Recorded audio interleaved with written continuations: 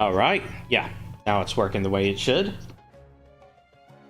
So, looking like the audio balance isn't too great.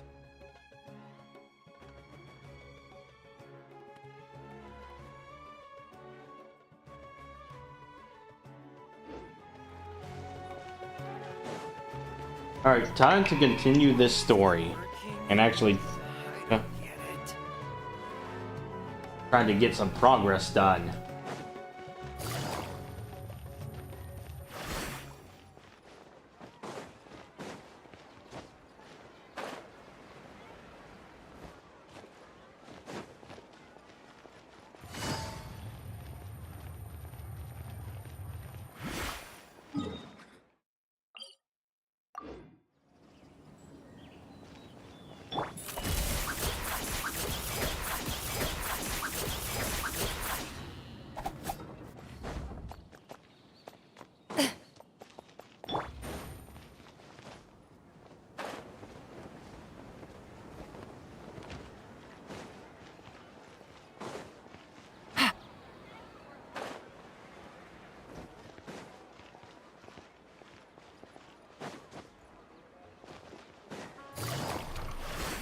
Alright, got something.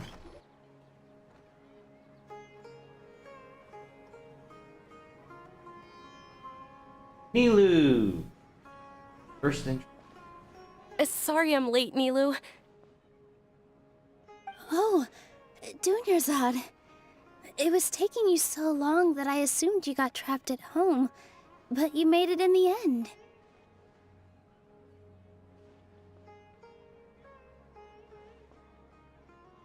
Uh-oh. But if Dia's here, that means you got caught, right? You could say that, but everything worked out. She's on our side now. Not completely. Oh, and who are these two? Oh, meet the Traveler and Paimon, my two newest friends. They're visitors who just arrived at Sumeru City and are looking for information on Lesser Lord Kusanali. So you're followers from another land? Truthfully, no. Oh, really? Well, that's okay. You're still invited to the Sabzeruz Festival. By the way, Dunyarzad, we've already started decorating the Grand Bazaar. It looks spectacular, thanks to your generous contribution.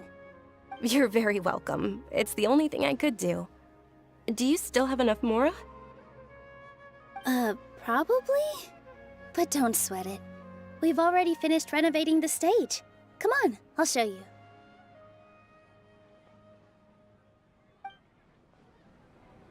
Sounds very compared to what I remember.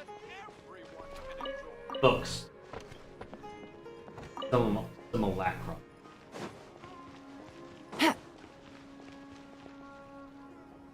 Wow! This place is amazing! Not bad. Last time I was here, the stairs were full of holes. The stairs were nothing. A little while ago, we discovered that the tree above the stage had a huge chunk of bark ready to fall off. Mr. Zubair was worried sick. We reported it to the academia many times, but they never sent anyone to deal with it. We didn't want anything bad happening, so we were going to cancel all the stage performances. Oh, probably because it was the theater asking. The academia looks down on performers like us. They probably think it would be best if the theater closed down completely. We can't let that happen, though. Not only would everyone involved in the theater go hungry, but then we wouldn't be able to hold the Sabzeruz Festival anymore. Yeah, they want the second one. For Dunyarzad. With the Mora she gave us, we hired someone to patch up the tree, and we also gave the stage a much-needed makeover. The stage is going to be even prettier when it's festival time. I can't wait for you to see it. And I can't wait to see you on the stage. You've been practicing so long already. It's almost time for your dream to become reality. It's our dream. I'll do my best for the two of us. Nilu, what are you gonna be doing at the festival? Dancing. She'll be dancing the dance of Sabzeruz, the most important performance at the Sabzeruz Festival. Dunyarzad, Have you told him the origin of this holiday? I only told them about the Greater Lord and Lesser Lord so far. Okay. Then I'll tell you two about how this holiday came to be. According to legend, the Sabzeruz festival was originally the Goddess of Flowers' birthday celebration for the Greater Lord. A long, long time ago, on one of Greater Lord Rukkhadevata's birthdays, her friends threw her a celebratory banquet. Some of the gods got drunk. One started playing music, and the Greater Lord started Venti. singing, so the Goddess of Flowers began to dance. As she danced upon the grass, countless beautiful Parisaras began to bloom wherever she stepped. Those brilliant purple flowers became her dazzling stage. All the gods clamored, "Oh, if only time could stop at this very moment." Of course they did. When people mention the gods, they always think of the Archon War. But Sumeru's gods also had happy times. Although they aren't around anymore, they're preserved in our tradition of dance. This outfit I'm wearing is apparently based on how the Goddess of Flowers looked. Though we're just tiny people compared to the Divine, we still have to do our best to make sure that the birthday girl feels loved on her special day. Nilu, you of all people will definitely be able to convey our well wishes to the Dendro Archon. I also noticed that you went the extra mile and scattered Padisaras around the stage. They symbolize the Goddess of Flowers, after all. It's just a shame that all the real Padisaras went extinct after her death. Yeah. The Greater Lord brought forth Padisaras in memory of the Goddess of Flowers, but she ultimately could never truly replicate that beautiful purple. Thinking about the Goddess of Flowers dance makes me wish I could have seen it. If my stage were anything like that, I'd be thrilled if I had just two real Padisaras on the stage. So, Traveler and Paimon, what do you think? Interested in the Sabzeruz festival? Will you two be coming? All of Lesser Lord Kusanali's followers will be there for her birthday. It'll be a good opportunity for you to learn more about her. Ooh, Paimon thinks that's a great idea!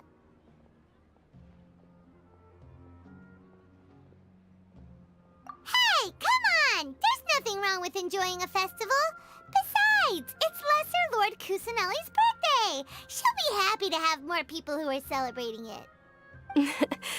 So how about we all attend the Sabzeruz festival together? Dunyarzad, let me show you which stage decorations we've picked out so far. Traveler and Paimon, if that doesn't sound interesting to you, then feel free to explore the area. Everyone at the Grand Bazaar loves Lesser Lord Kusanali, and we're all looking forward to the Sabzeruz festival. In that case, we'll take a look around.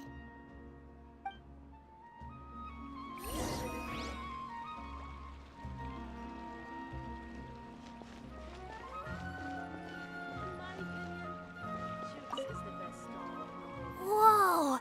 What's with your yellow hair? And why do your clothes look so funny? Are you an Outlander? Did you know that the Sabzeruz festival is about to happen? There'll be loads of fun things to do at the festival. But the best part is when Ferris, the Knight of Flowers, passes out candy to everyone. Children. Huh. Revamping the stage for the festival couldn't have been easy, that's for sure. I bet this year's festival will be one to remember. I don't know much about the Grand Bazaar, but I do know that the residents here have a penchant for song and dance. Two things that the academia doesn't particularly approve of. Oh, and the perfume sold around here is a lot better than what you'll find elsewhere. The fragrances are longer lasting and they're gentler on your skin and... I mean, that's what I've heard at least. Aw, she's a perfume buff.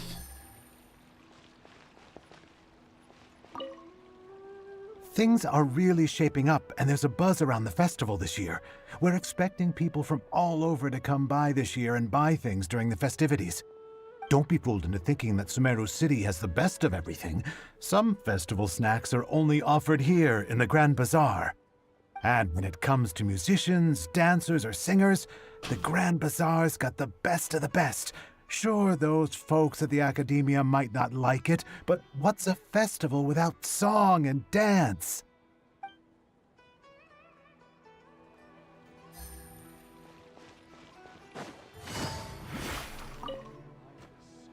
That's Dancing at the Sub-Zero's festival.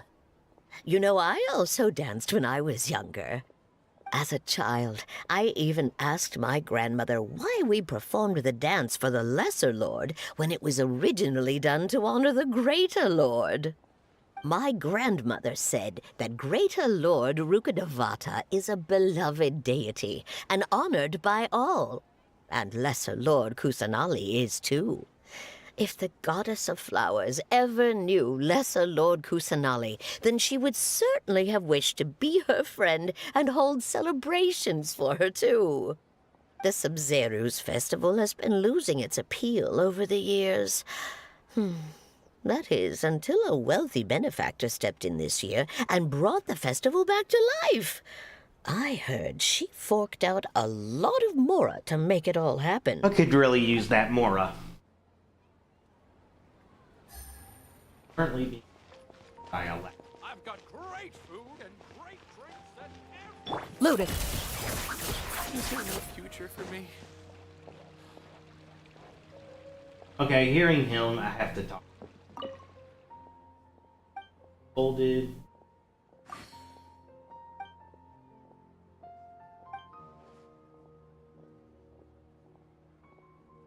Hold never quit.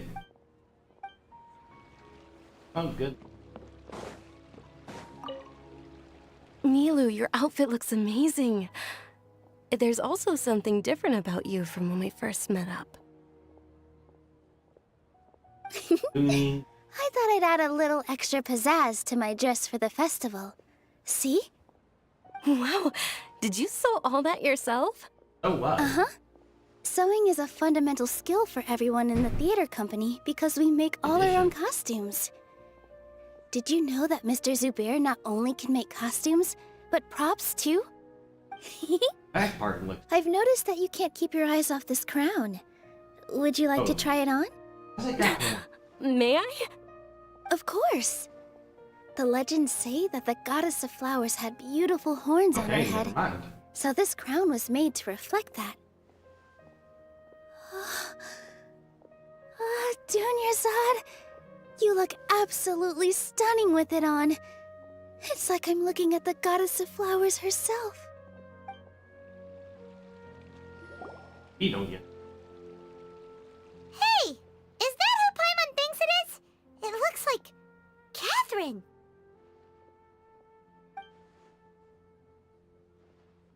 Catherine, couldn't.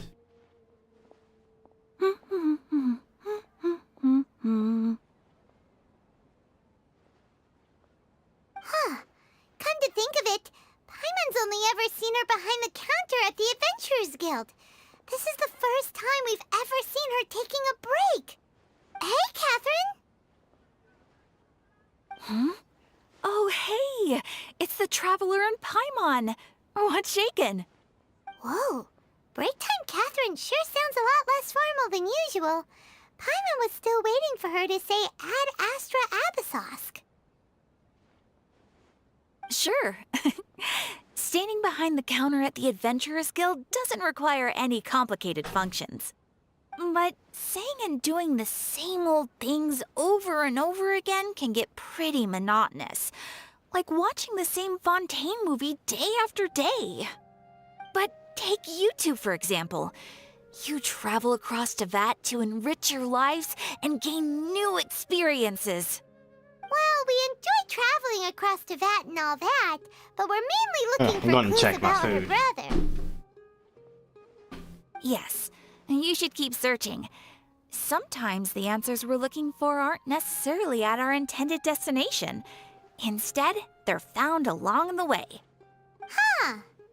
Haven't we heard someone say something pretty similar recently? Anyways, what brings you out here, Catherine?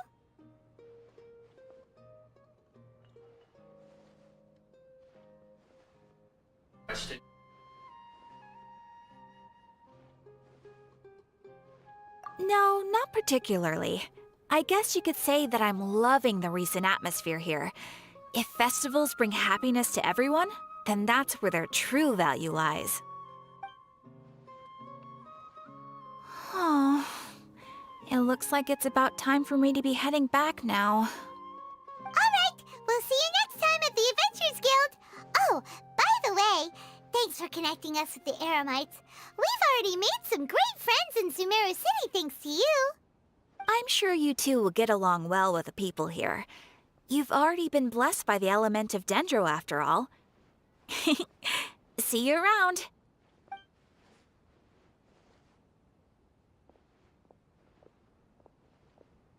There's something really different about Catherine today.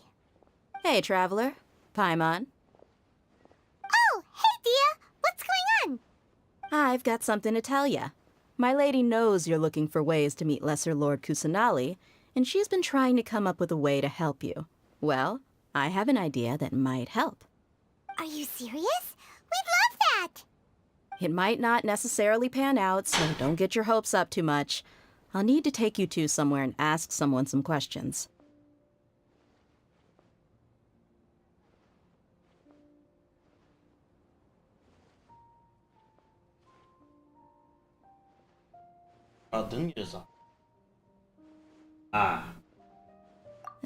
My lady is feeling a little worn out at the moment. Nilu's found a place for her to rest. After I take my lady home, let's meet in front of the Citadel of Regzar. Sounds like a plan! Let's head over to the Citadel of Regzar and wait for Dia! Welcome. Get your spices here. We've got all kinds. Next story beat.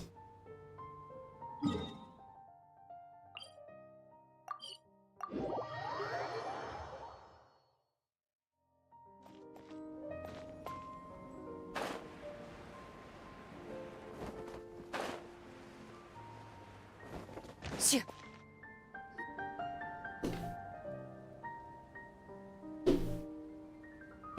Sorry, I'm late.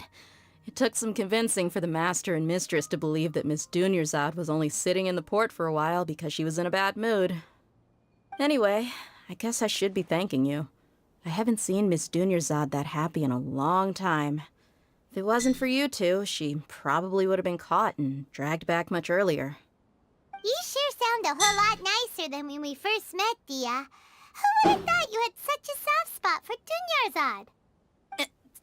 It's called being a professional. I'm a bodyguard, and I work for whoever's paying. Not professional.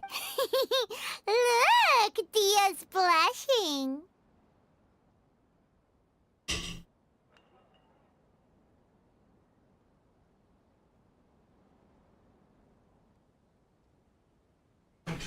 Quieter. Listen, you two. I don't expect to be working for Miss Dunyarzad very long, but I hope to finish things on a positive note if possible. Let's cut the chit-chat and head into the Citadel. We'll see if the person I know has a way for you two to meet with the Lesser Lord.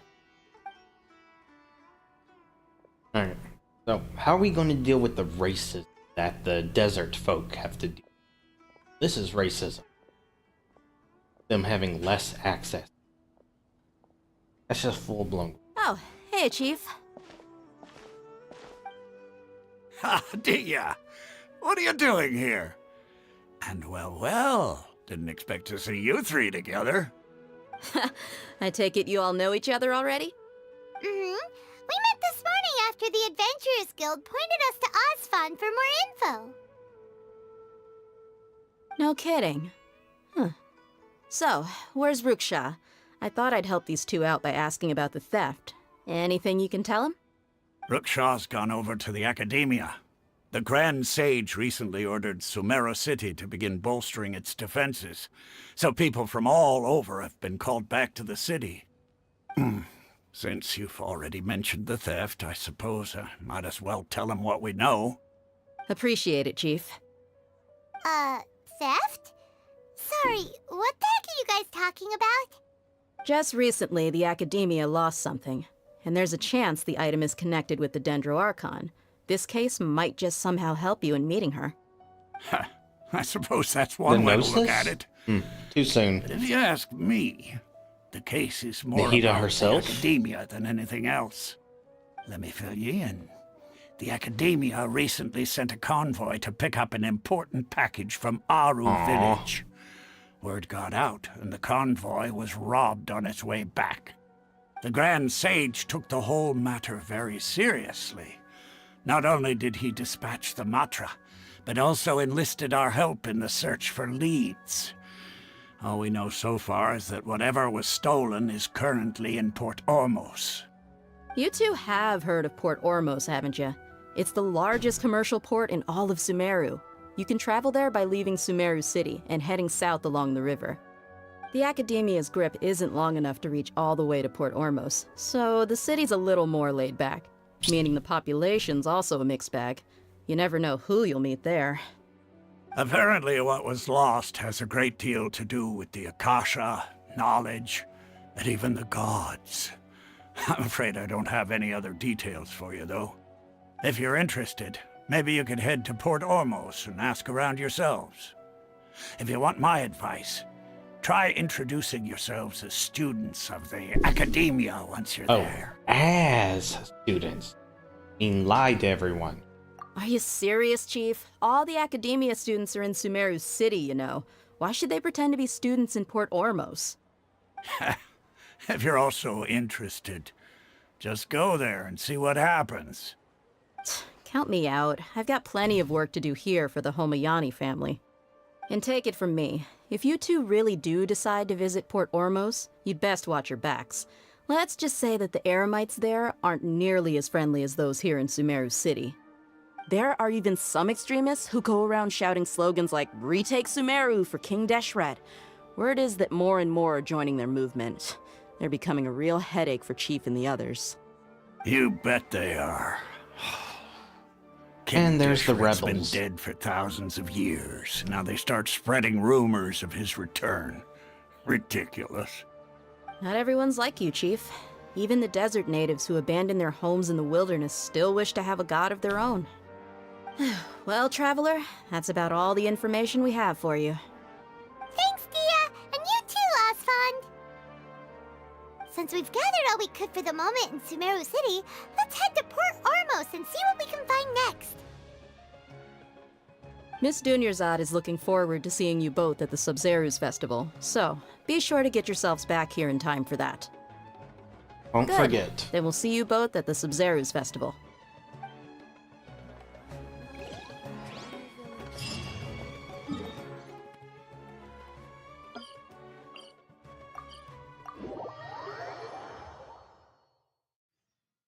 Clearly no time between cutscenes.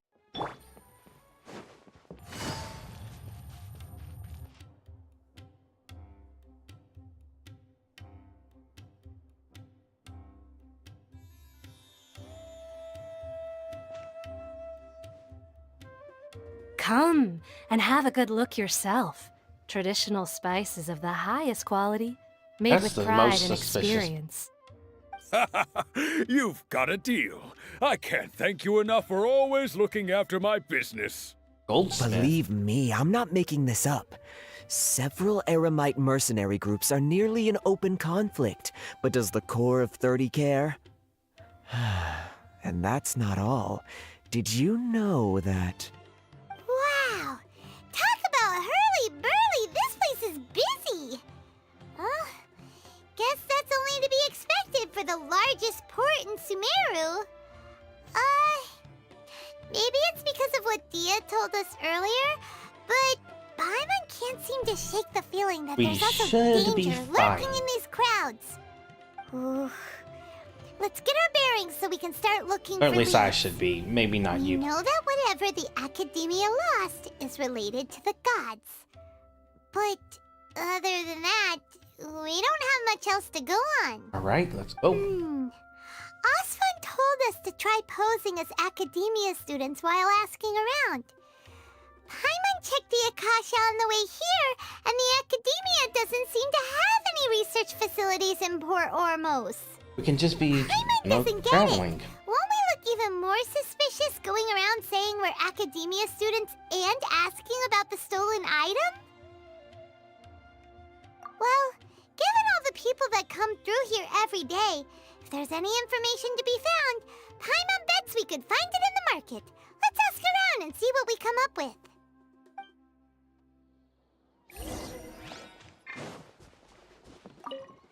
Ava. Welcome. Welcome. Elham. How can I help you two? Hi there. We would like to ask you a question. Do students from the academia ever come to Port Ormos? Of course. Especially around this time of year. Students from Sumeru City that are about to graduate often come to Port Ormos to cut loose a little. Many people often talk about how hard it is to get accepted into the academia, let alone graduate. But those who finish their studies and go on to become full-time researchers at the academia have it even harder. Sure, we may not be Sumeru City, but Port Ormos offers beautiful scenery and a stress-free environment. Some even say it's good luck to come to Port Ormos, so students and researchers come flocking here when things get to be too much at the academia. Ah, you see over there? Those are students from the academia. They've been looking worried and miserable ever since they got here a few days ago. If you ask me, the life of a merchant is better. Steal their clothes. So long as the Akasha teaches us what we need, then life is good. Oh, Those wow, that's students seem to be suspicious. discussing something. Let's see if we can listen in.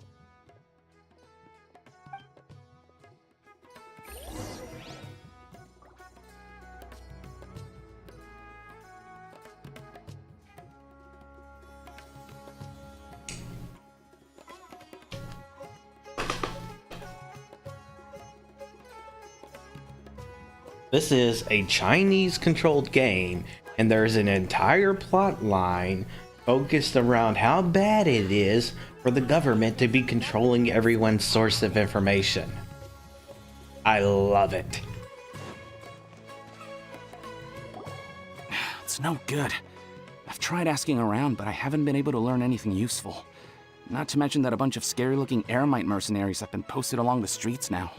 There's been a lot of fighting between the different Eremite factions in Port Ormos.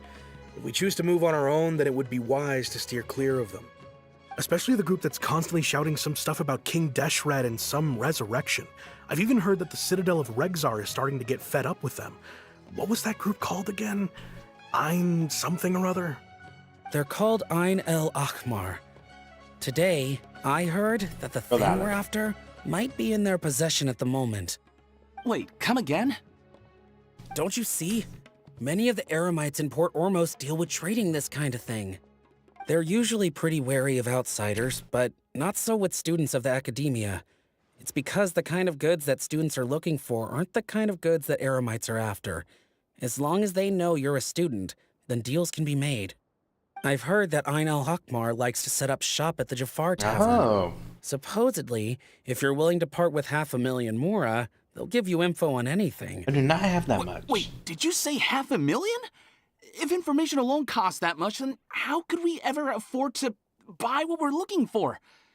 I guess we might as well give up on trying to graduate this way. I wouldn't worry too much. Our field of research is very niche. Who else could possibly be after that kind of shady knowledge? I bet it's practically worthless to anyone aside from us. Well, I guess that makes sense. Then the only thing left for us now is to find a way in. Why don't we all just pool our money together and pay for the information? Y'all can pull together Hear 500,000? A niche field of research and shady knowledge? It all sounds pretty suspicious to Paimon. Is knowledge something people just buy and sell like that? So, what's your plan? Wait, Tavern. didn't you hear what they just said? Buying information is going to cost us 500,000 Mora! Have you lost your mind? Oh, all right. Paimon never thought she'd agree to parting with that kind of Mora. But if you know what you're doing, then we should give it a shot.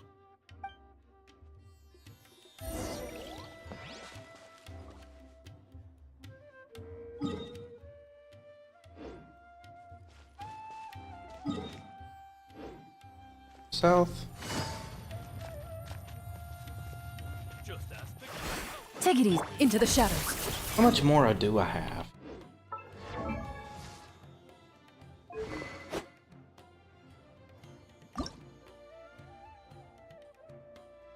Yeah, I only have a 10. I have 0.8% of that, just 8%. 1,000. 8% of a million. So you can save up a good amount, bro.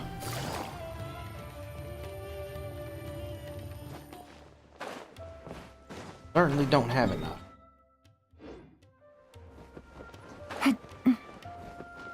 Ready. This is the place we heard those students talking about. Let's find a seat somewhere and see if we can spot the group they mentioned. Oh, you've arrived. Please, take a seat. So, they think that they can go toe-to-toe with the boss? Huh! Once we reclaim the power of King Deshret, they'll be the first that the boss punishes. They're nothing to be afraid of. Our main rival now is the Caracal Battalion. They've also amassed a significant amount of Mora this time, so we mustn't underestimate them. How can the Caracal Battalion compete with the boss when they're nothing but a bunch of money-grubbing opportunists out for a quick Mora? Yeah, with Boss's fervent devotion, he'll be able to use this power to bring our god back this time. Huh. All these guys talk about is King Deshret, so they're probably the ones we're looking for. Greater Lord Ruka Devata. That traitor and her followers must not be spared. The day will come when King Deshret exacts vengeance on Sumeru, and all of them shall be punished. Yeah, Paimon was wondering what they meant too. We should ask about that if we get the chance later.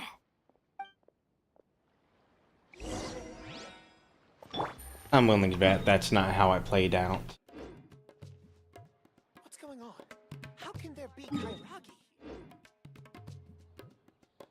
Oh, ask directly.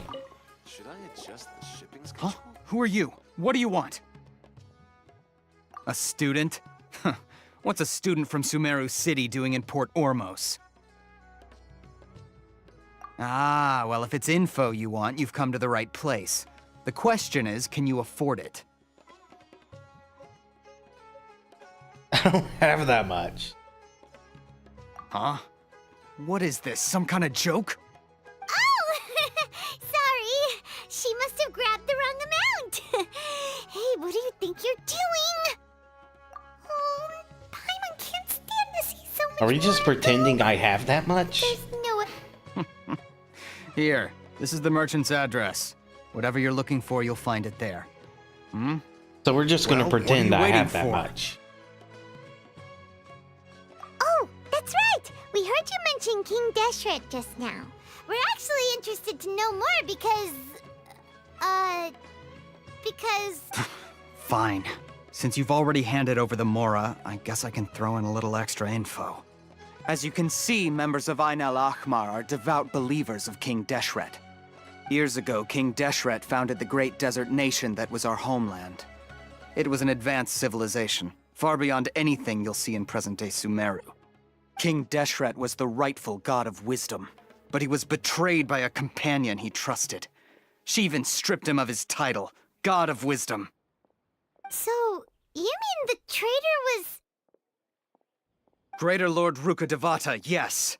That shameless still wretch calls her destroyed Greater King Lord. Deshret's civilization, and our ancestors were forced to flee to this land where we were made to suffer the tyranny of our enemies.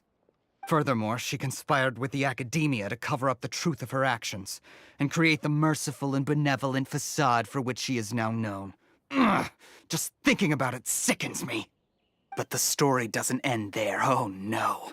King Deshret isn't truly dead.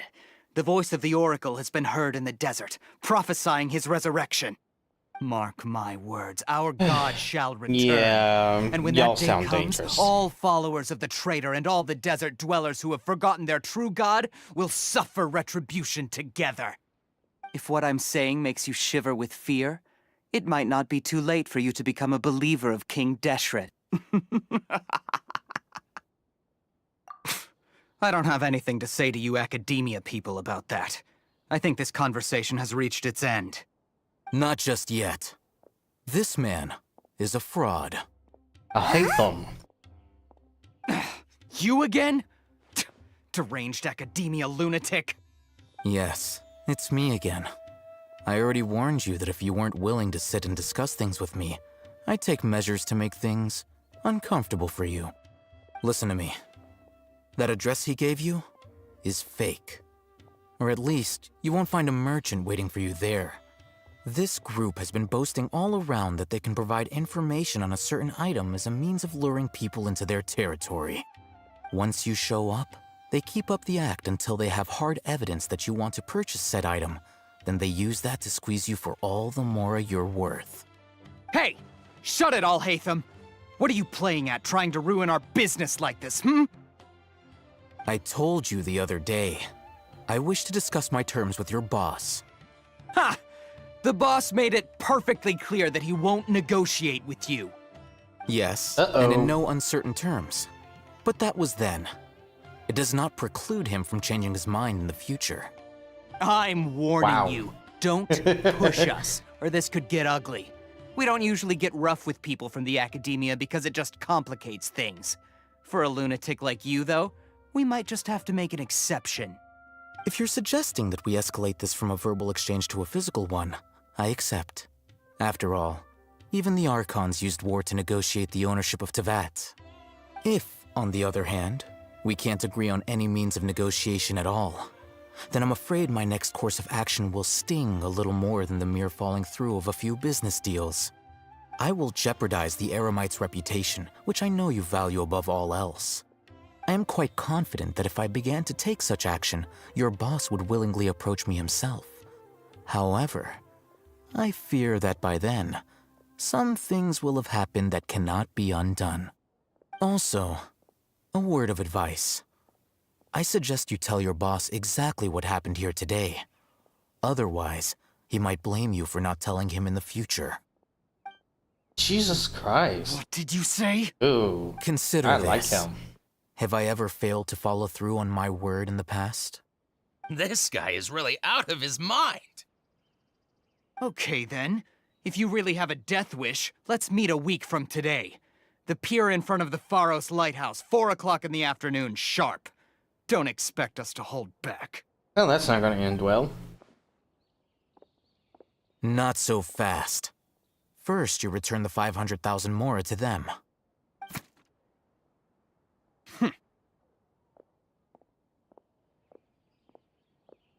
Please, I beg you, don't provoke them. We can't afford any trouble with this crowd. They haven't even paid for their food yet. Ah, Mr. Iman. There appears to be fewer staff in the restaurant recently. This wouldn't happen to be because they're all busy spreading the word to the students, would it? Ooh. Well... Someone who chooses to do business with a group like that really can't afford to get so flustered the instant someone confronts them about it. Consider the meal compensation for our silence. I'd say you're getting an excellent deal.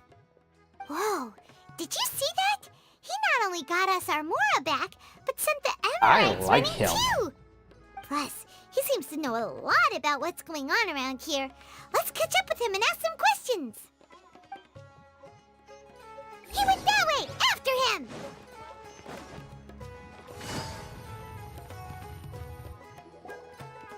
Wait up! It's Al-Hatham, right? What do you want? No need for thanks. My goal was to get to them, and you two gave me just the opportunity I needed. We're even. Oh, I advise you to keep your distance from them. Since they weren't able to make off with your Mora in the end, they might harass you again in the future. We can deal with that. All right. Goodbye. Hold your horses! We still have something to ask you about! Since you tore through their scam right in front of them, you must know the real story about certain something, no? Who exactly are you two? And why are you inquiring about that? Not the best lie to go with against him. A student. Right. Look, you should know that those thugs conducting business with you had nothing to do with your lie. Huh? Oh, yeah! She's really strong! Weren't you saying something about a physical exchange? We can help with that. She doesn't even have a vision. Forget it. Maybe not, but she can still use elemental energy. Otherwise, there's no way we'd go asking for info from from guys like that. Those high-headed thugs are definitely gonna bring a lot of backup for your next meeting. Even if you don't go alone, you won't regret taking us with you.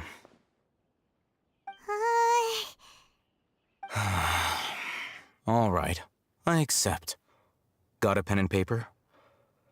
If you're searching for someone who sells that kind of merchandise, I'll give you one of their addresses, and you can try your luck. We'll reconvene at the appointed time by the pier. It doesn't matter if you show up or not.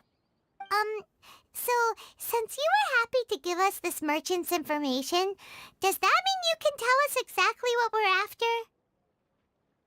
You were willing to part with 500,000 mora for something and you didn't even know what it was? Okay. Well, if you truly are as skilled as you claim, then you can beat the answer out of them when they become hostile. Look, if you've been making inquiries, then you have to know something by now. Tell me what you know so far, so I don't waste time repeating information. We know it's connected to the academia somehow, and that not only do the Eremites deal in it, but some students want to get a hold of it too. What else? So yeah, as you can see on my list of all the characters and their archetypes, I can see Alhaitham right underneath at the bottom. Alhaitham happens to be the archetype of logic. Funny enough, the nature of logic means that logical people don't like wasting their time, just like he just stated. You know almost everything there is to know, but you're unable to compile this information because you've never seen the object before. This is what you've been looking for. Huh? Paimon can't tell what it is. It looks like some kind of ornament. Or beacon. This is a knowledge capsule. To put it simply, it's a vessel that can store a fixed quantity of canned knowledge. It's like a miniature Akasha. Anyone who links it to their personal Akasha terminal instantly becomes privy to its contents. Correct. Anyone. Information data. Unlike the Akasha, which heavily regulates who can access what information, knowledge capsules confer their contents without any requisites. That's amazing. It's essentially a convenient and harmless vestibule for knowledge. Unfortunately, it's illegal in Sumeru to privately possess or trade them. Information control. They were created as a means for scholars to transfer knowledge gained from Irminsul into the Akasha, and are intended to be destroyed immediately after use. But despite strict regulations, some of these knowledge capsules will always escape destruction. After all, there will always be those in this world who are dissatisfied with life as designed for them by the Akasha and wish to change their fate. Over the past century, a wide variety of canned knowledge has been leaked from the academia. Now, in Port Ormos, the valuable ones are a means to mora for the Eremites. Meanwhile, those which the Eremites deem to be useless to them occasionally prove useful to the common citizens and hapless academia students. Well, I think that about sums it up.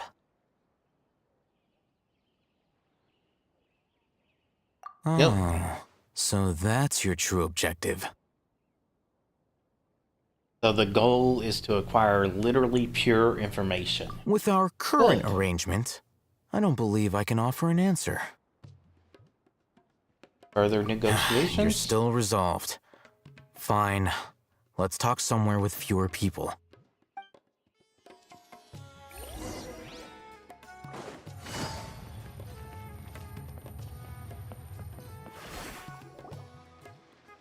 Let's continue our conversation here. If you wish to learn more about the knowledge capsule that the Academia lost, then you must help me with something. I need you to find someone named Dory, a traveling merchant. Oh boy. Unlike the peddlers who hawk inferior knowledge capsules, she often has quality goods in stock. Some say that as long as there is profit to be made, there is nothing she won't dare to sell. She's guarded against people from the Academia because most of her wares don't comply with Academia regulations. I think she blacklisted me. I met with her informant, but it soon became clear that they had no intention of letting me get any further. Become one of Dory's customers and earn her trust. This is my condition for further collaboration. Why do you want us to meet with her? Until you complete this task, you don't have question privileges. Fine. So how do we go about doing this? You two are outlanders who haven't been here for long, so Dory should view you as safe clients. I'll give you the informant's address and their contact password. Beyond the password, though, I have no way of knowing what other tricks she might have up her sleeve. You'll have to improvise.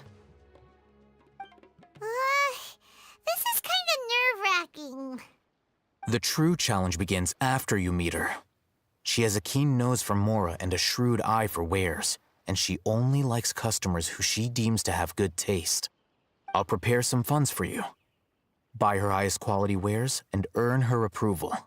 But we only just saw a knowledge capsule for the first time. We don't know how to tell which ones are good and which ones are bad. Is that something we can learn quickly? That's true. Have you two heard of Elemental Sight? I can use it. Oh? That's a surprise. Guess I'll have to hold you in higher regard. Anyway, that ability should resolve your issue.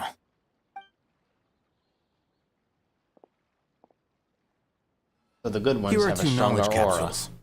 Tell me, can you detect any difference in their quality?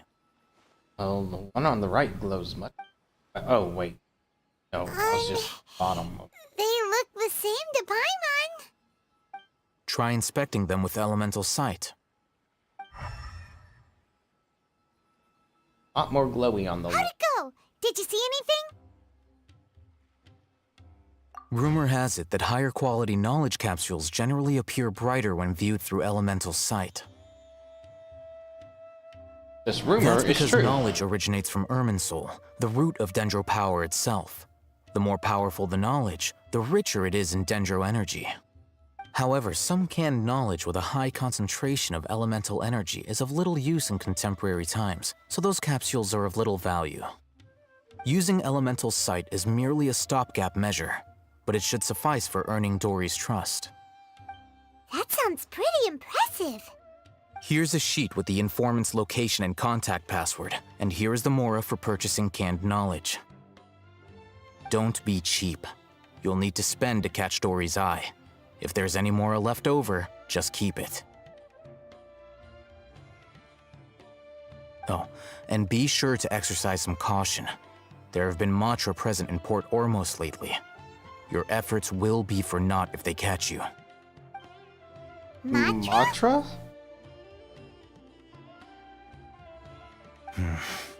They belong to the Academia's regulatory body. They also handle cases of illegal canned knowledge transactions. Like I said, the Academia has banned both their trade and possession. The Matra are razor sharp. You're in for nothing good if they lock their sights onto you.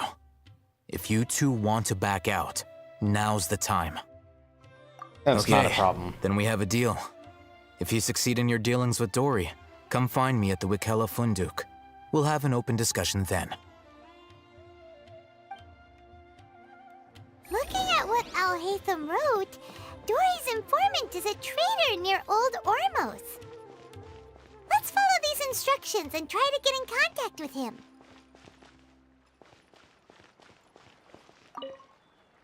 Hello. What are you two looking to buy? Wait, are you sure you're remembering that right?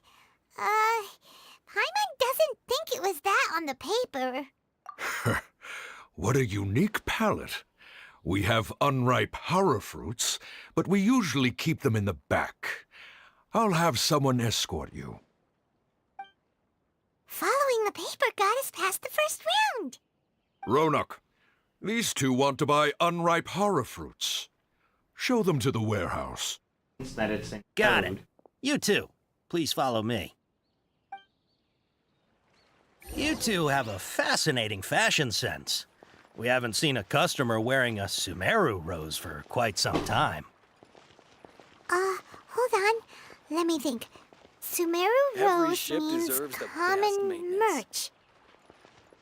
No, look again. We're obviously wearing morning flowers. Ah, my mistake. I do apologize. Whew. That pop quiz sure was scary.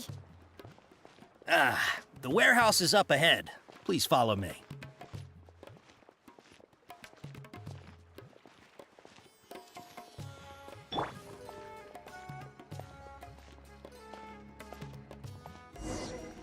Before I retrieve your products, I need to confirm a few things. Please forgive me, but we may not have sufficient stock for you today. Earlier, many of our hara fruits were taken by mice. Congratulations. Thanks. If better goods come in, you'll be the first to know. You look like you have some skill. Why don't I pick out some fruits that'll make you dizzy?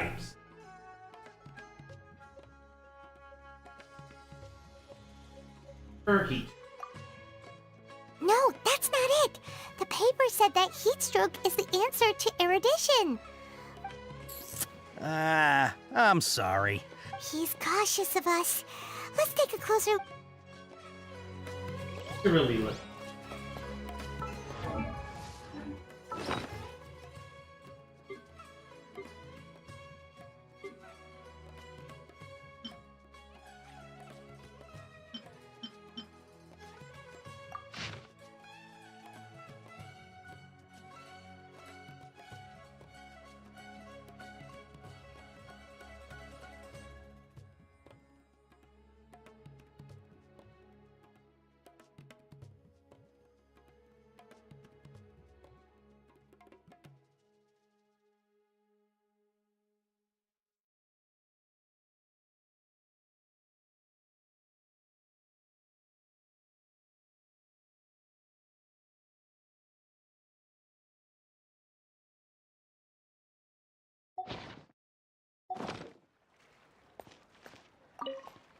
Let's try Before I again. retrieve your product, please forgive me, but we may not have sufficient stock for you today. Earlier, many of our hara fruits were taken by mice. Thanks. If better goods come in, you look like you have some skill. Why don't I pick out some fruits that'll make you dizzy?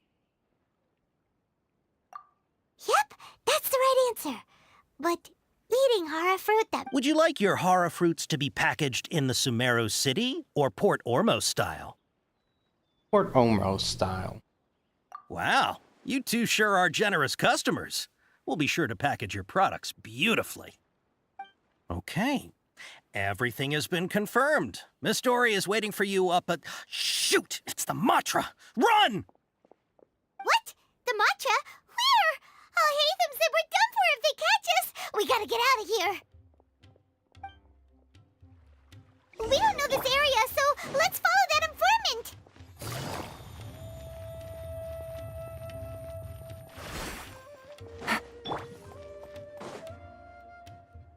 He ran that way. Into the shadows.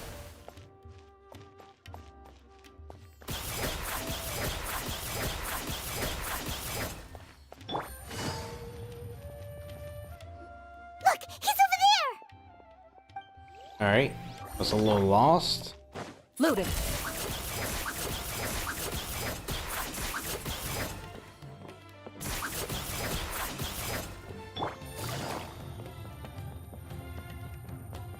Hey, if you're hiding from the Rishbaland tiger, come this way. Another password. Huh? Oh. Here, over here. You can stop running now. There's Dory. So you were the one who was calling out to us just now. But, Are we definitely gonna be safe here? These two good customers wish to buy some horror fruit, Miss Dory. And if there's nothing else, I'll just excuse myself. Oh, very good. Thank you. Huh? Wait, you're Dory? Paimon sure thought you'd look a whole lot scarier. Hey, what are you trying to say, Princess P-Brain? I can be scary enough when I need to be, believe you me. If you don't watch what you say, then you can forget about doing any business. But it seems you two have actually done pretty well so far. Not only did you manage to find the informant, your reactions were also pretty sharp. You don't really look like criminals or anything, but I bet my Mora that you've been involved in some shady dealings, haven't you? Paimon's not sure if that's supposed to be a compliment, but we'll take it. I can't risk doing business with people who start huffing and puffing after just a few paces, no matter how much Mora they might have. Not only will they get caught by the Matra, but they'll also get us into trouble. As decent folks trying to run an honest business, we don't need any of that. Wouldn't you agree? So that's why I prefer to have customers like you. It's your first time here, but don't worry, I won't ask too many questions. Even if you wish to buy enough knowledge capsules to decorate your house with, please, knock yourself out. As long as you have lots of round, shiny Mora, then we're all good.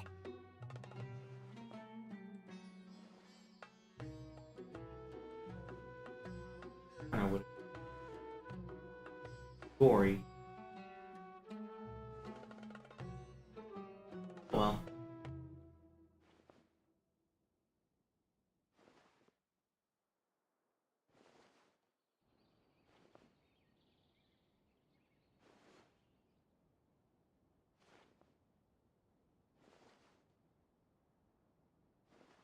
Might be.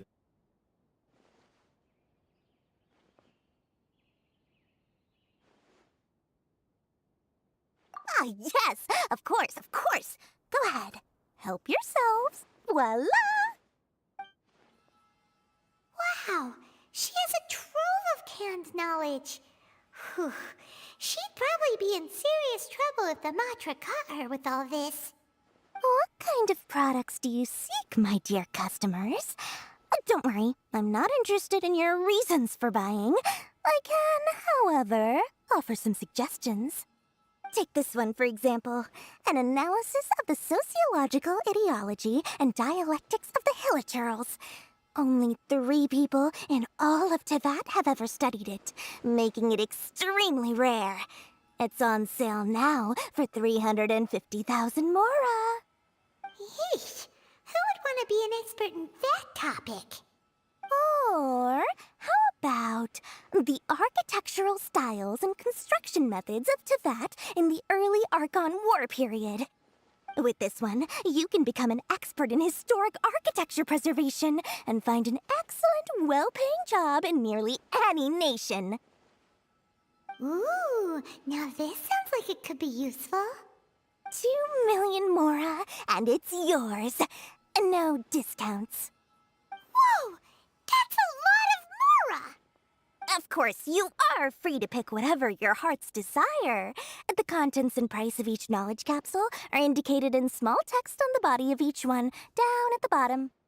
Alright, let's try the method that Alhaitham mentioned.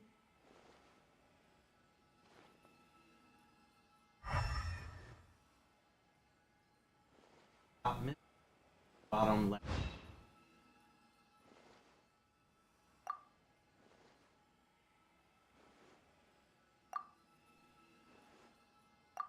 Ah, you've really got a good head on your shoulders, and quite the eye for quality.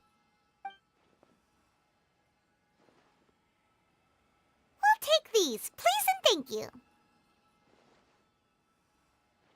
My oh my, you are blessed with a taste for both the exquisite and the extravagant.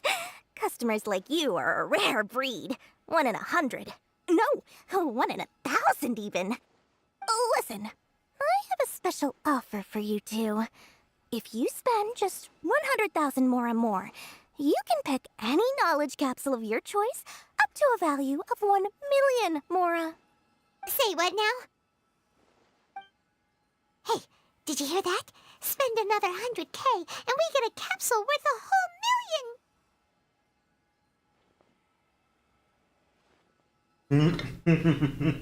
But all the canned knowledge we just bought is easily worth 500,000 Mora. If we spend just a little more, we can get something That's the worth trick. 1 million That's how they Mora. get you. Isn't that a fantastic deal? Think about it. We've gone to all this trouble to get this canned knowledge. And so far, everything... Aren't you even the least bit curious about how this whole canned knowledge thing works? We're talking Why'd you instant mention Al knowledge here. Hatham? Don't you want to try it yourself? Come on, come on! We still have around 100,000 of Al Hatham's Mora left, so let's put it to good use by finding something useful for you. Excellent! Then please, select from this Got fine absolutely collection owned. of canned knowledge over here. Hold on a second. Paimon thought we could choose whatever we wanted. Why can't we choose the ones from over there? Oh, but my dear customer, the knowledge capsules over here are worth 1 million Mora each. I'm sure discerning customers like yourselves will be able to find something to your liking. Please, take your time. Uh-oh, Paimon has a bad feeling about this. Let's use Elemental Sight again to check these.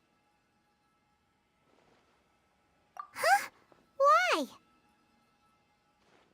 Hey, we're getting a capsule worth 1 million Mora. Well, anyway, the Mora's already been spent, so let's at least try to find something useful. Let Paimon take a look here. An introduction to traditional Sumeru brewing techniques, the art of growing spices, an overview of ancient runes. Oh, how about this one? Sword Fighting Techniques 8. Not sure we'd ever find volumes 1 through 7, but at least this knowledge should be useful, right? Let's go with this one. Dory, we'll take this one. All right, very good. I'm expecting some new goods in the next couple days, so be sure to check back again soon. Whether it's canned knowledge or anything else you need, bring your Mora to Dory and doors will open. God damn it, Paimon. Smoothly enough, let's head to Wakala Funduk and meet up with Al Hatham. Hopefully now he'll finally tell us about what the Academia lost. Does this make sense to you, Cece? Trust me, I'll find you your perfect color. The heck?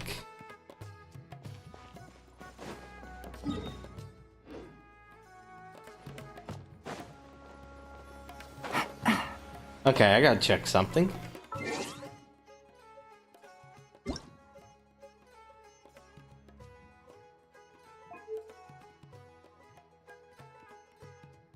Yeah. I have quest navigation and showing objectives on X. That's where my X key is. Is it not showing?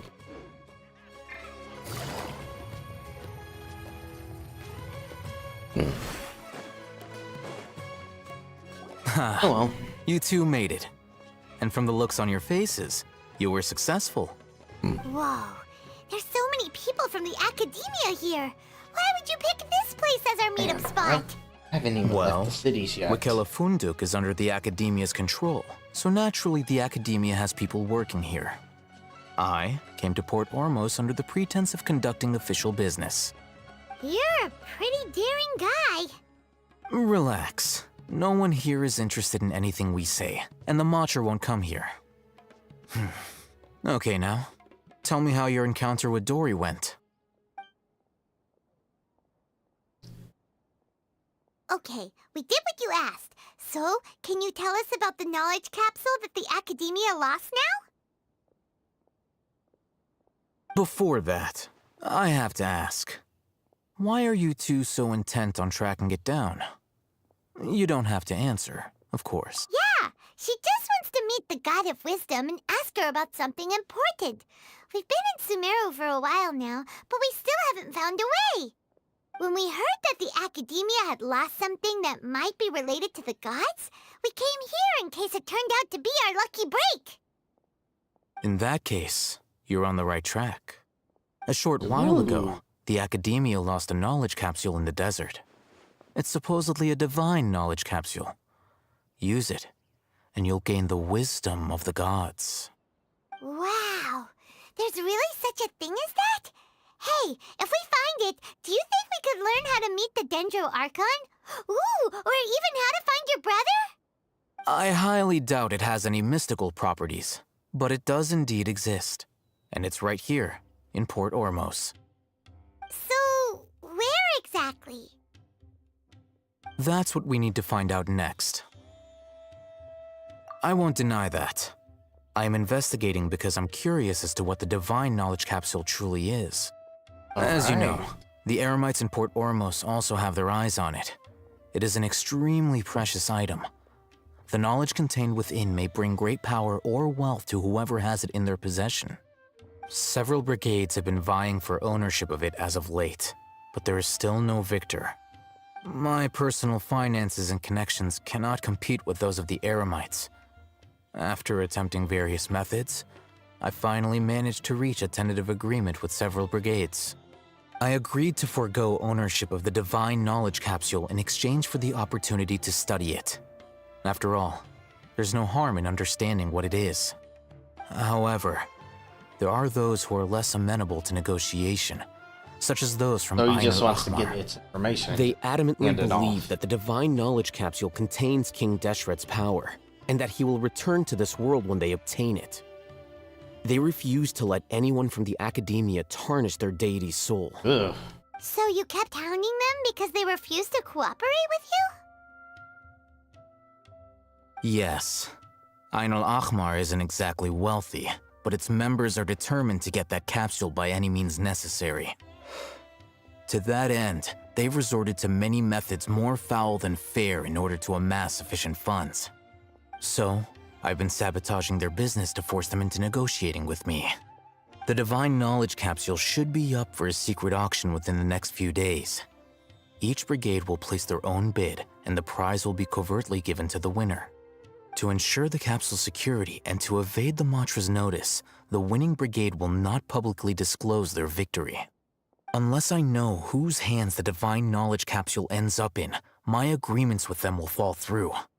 Dory is the most reliable source of information, but that avenue was previously closed to me. With you on board now, the situation is different. In other words, you wanted us to befriend Dory so you could find out where the Divine Knowledge Capsule is. Yes, you can say that. But this arrangement harms none of us. The day after tomorrow, go back to Dory and try to purchase information on the Divine Knowledge Capsule's whereabouts. If she has no if I get the opportunity to study the Divine Knowledge Capsule, I will relay my findings to you. Will that suffice as compensation? Okay, then we'll meet up in 2 days. Alhaitham, before you go, we actually bought a knowledge capsule for ourselves, but we're not sure how to use it. You two want to try using a knowledge capsule? Doing so right under the Academia's nose is a bit problematic, though.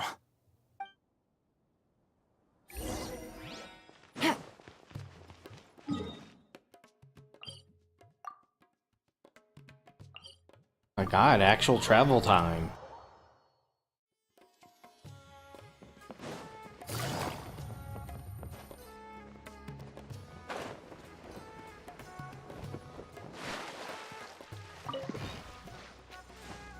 Into the shadows.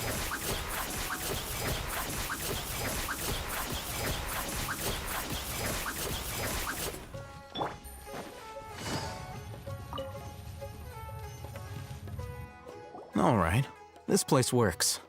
Show me the capsule you purchased. Here. Sword Fighting Techniques 8. Huh. A combat class knowledge capsule.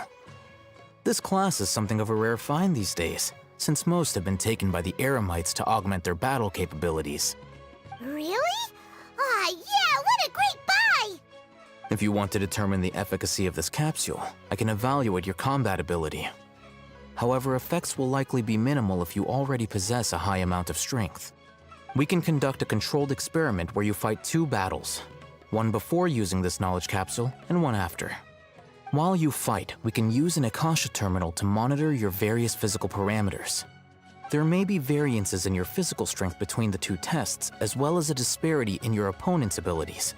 But don't worry, I'll run statistical analyses afterward to mitigate any confounding effects. Wow! Haytham! You must have been one of those guys at the He Academia is. who got top Absolutely. grades on everything. Paimon's curious about something, though. You definitely weren't one of those students who needed canned knowledge to graduate from the Academia, right? So why are you risking getting caught by the Matra for this capsule? When you are unable to understand a researcher's actions, most cases can be attributed to curiosity. This is but one theory. A game Sounds theory. like you're trying to avoid the question. All right, let's begin the test. Just fight as you normally do.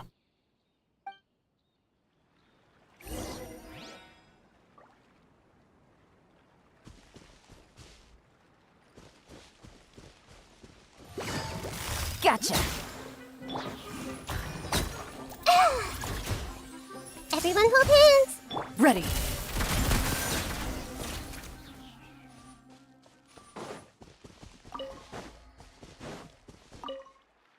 All right. I'll link your Akasha terminal to record data. The next step is to use this knowledge capsule. Hold it in your hand. I'll help you establish a connection with it so you can activate its power.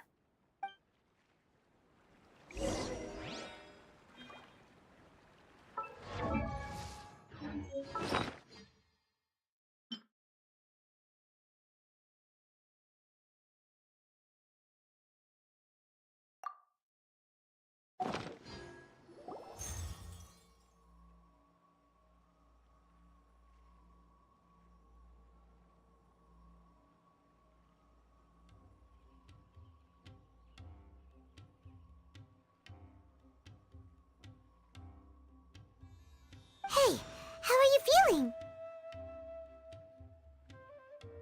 You mean that it worked? All right. Time for round 2. Fight with the same composure as before.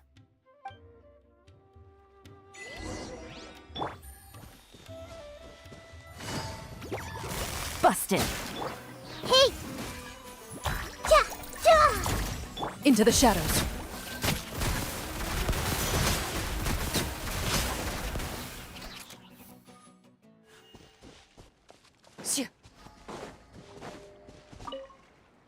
Now, I'll start recording data again. Haytham, how's it going? Well, the knowledge capsule you purchased did improve her combat capability.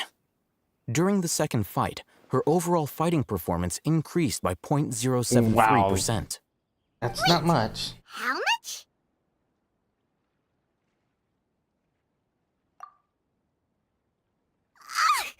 Dory's such a jerk! She totally scammed us! 1 million mora? This thing isn't worth a tenth of that amount!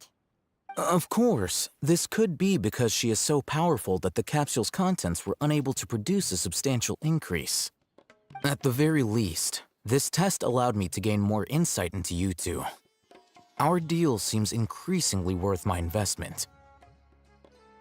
I'm heading back to Akela Funduk. I await your response in 2 days' time. This is Mora for when you ask Dory for information. Pay her as much as she requests. No haggling. Got it.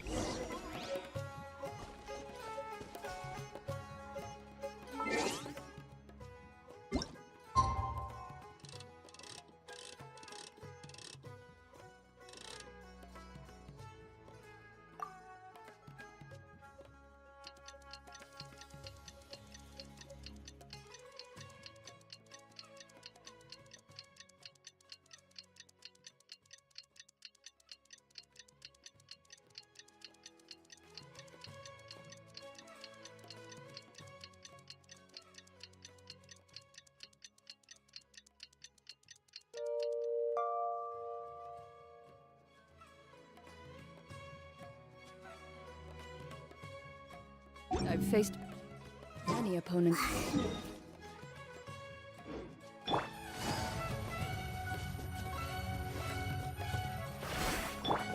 Ready.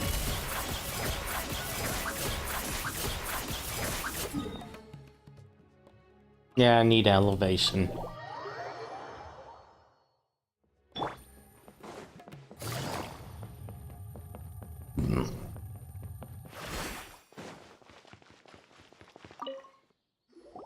Over here! Oh, welcome back, my loyal patrons. What can I do for you this time? You name it. Can knowledge, supplies, or anything else you need. I'll find a way to get it. Where there's a waterfall of Mora, there's a way. Can you really get us anything we want? Anything at all? Aha! So it appears that canned knowledge alone is no longer sufficient for your opulent appetite. Then please oblige me. Tell me what you have in mind. Oh! I knew customers with pockets as deep as yours would undoubtedly crave something more profound than ordinary canned knowledge. But you know, that kind of information isn't going to be cheap. I'm After acting all, shy. I had to work really hard to weasel my way into the auction site. Not to mention that if anyone found out that I was the leaker, I would be in big trouble. But how can we be sure your information is accurate? Paimon's curious how you just happen to have this kind of info the moment we need it. Because to me, anything of value is what I consider to be my supply. Therefore, I must always be aware of what's hot on the market in order to secure more sales. As for the information's authenticity, well, you've no need to worry about that. I used a camera to take a picture of the transaction. That way, no one can dispute it. Name your price, I buy it. It's always a pleasure doing business with such sterling patrons. Now that you've paid in full, here's the scoop. The Divine Knowledge Capsule was purchased yesterday by a certain Misery, the leader of Ain El Ahmar. Named Misery? Ain El Ahmar? You mean the Eremites who worshipped King Deshret? Ah, so you're already familiar with them. The group has done everything in their power to obtain the Divine Knowledge Capsule. After all, they believe it contains the power of King Deshret. That Divine Knowledge Capsule is unlike any other canned knowledge I've seen before. It was glowing bright not red. good. The capsule is clearly visible in the picture I took. You can look for yourself. Thanks for the info, Dory.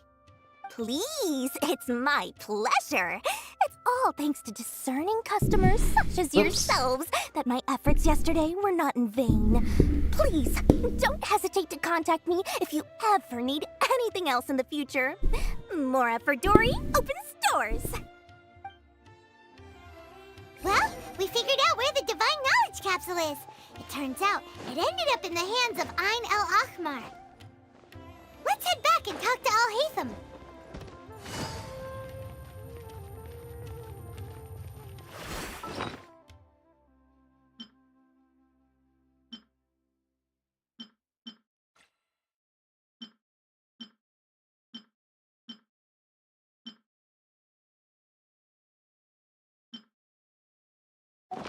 Take it easy. Right, back to Al Al Haytham. Haytham, we got the info you wanted. Really? All right. Let's hear it. Dory even gave us evidence to verify the intel. Have a look. Huh, look at that. Clear as day. It must have taken some guts just to infiltrate the scene of the Eremites transaction. But then to get close enough to take a picture like this. Bold move, Dory. Very bold move. All right. The person in this picture is indeed Misery, the leader of Ain El Ahmar. And the glowing red capsule he's holding appears to be the Divine Knowledge Capsule. In which case, if we play our cards right, when we confront them next week, we should be able to force them to show their hand. At first, Paimon didn't get why you were provoking these Ain El Ahmar guys. But now, it sort of makes sense. Everything's playing right into your hands.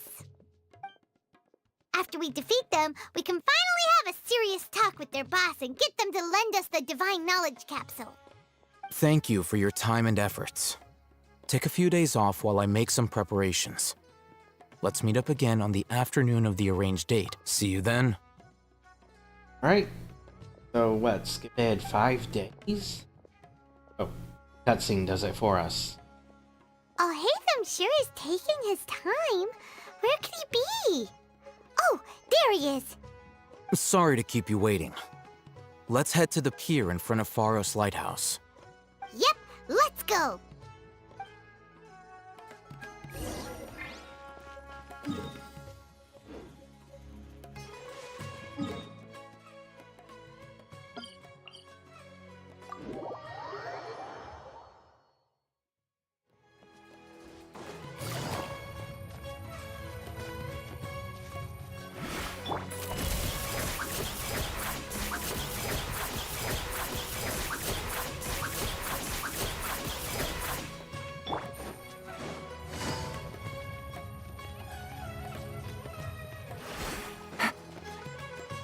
Alhaitham. I knew you were crazy, but I didn't know you were crazy enough to actually show up. It was I who demanded that these negotiations take place. I was more worried that you might go back on your promise. But to your credit, it appears that you're sticking to your word. This is turning into quite an occasion. I also brought some backup. I assume you don't mind. Backup? Aren't you the brat from the restaurant the other day? You've come to support this lunatic because he helped you out? Fine, your funeral. I'm not going to mince my words. Once we're done with you, you'll be nothing more than fish food. Get 'em, boys! Well, that do be a death threat. Uh-oh, here they come. Good luck, you two. Let's see how much damage I can do with Yu'lon and Alhaitham if it lets me. Take it easy. I see everything. Where do you think you're going? Quietly now. I'll be back. Following orders. Feeling lucky today? Hey! Things are about to get dicey.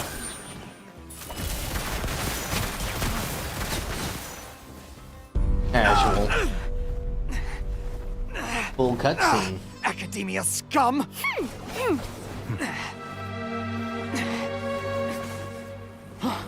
Boss! Finally! Did you use it? Great! Now we can... Ooh. Boss? He's possessed.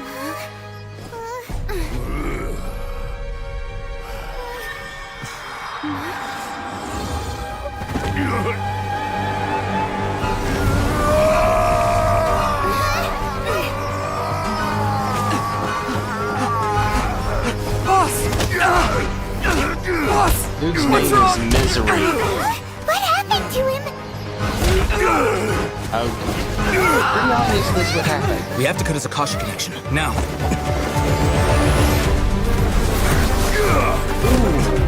Ooh, this is looking good.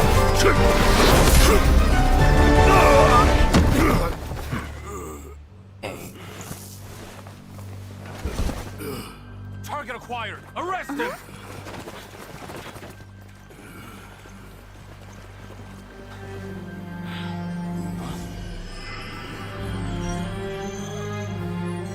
Do not impede our work. Is that understood, Alhaitham? Of course. I was only trying to help. Take him away.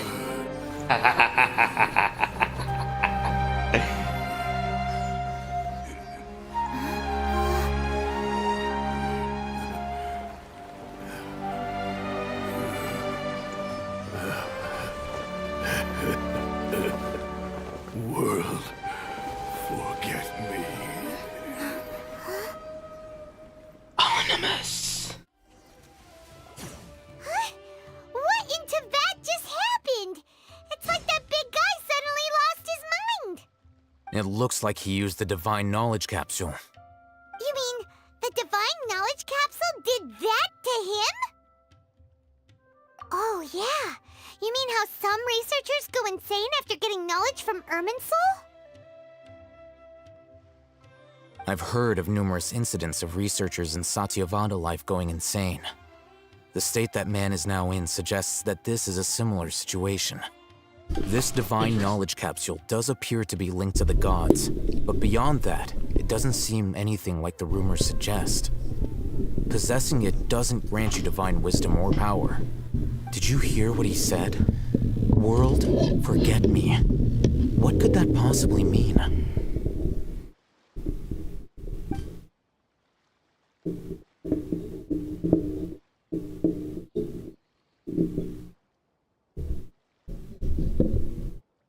If the mantra took him away, then that means the Academia got the divine knowledge capsule back too. What a shame. We were so close. Still, Paimon didn't expect the divine knowledge capsule would be so dangerous. Imagine if we tried to open it. Oh, who knows what would have happened to us? Alhaitham already has it. As things stand, there is no reason for me to remain in Port Ormos. I believe our collaboration has also reached its end. Alhaitham? We were so busy trying to find the divine knowledge capsule that Paimon forgot to ask you something. Since you're a member of the Academia, do you have any idea how we can go about meeting Lesser Lord Kusanali? Truthfully, I don't.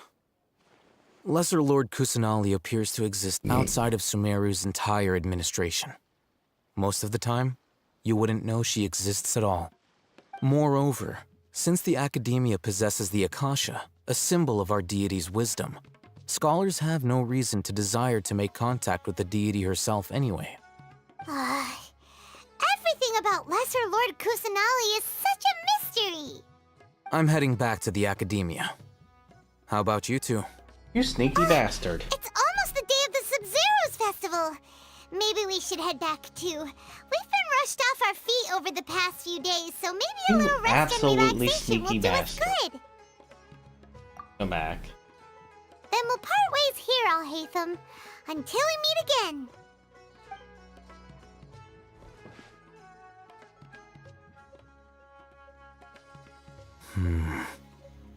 Now, do I deal with this thing first? Or should I produce the report that the higher-ups require? Oh? What kind of people you working with?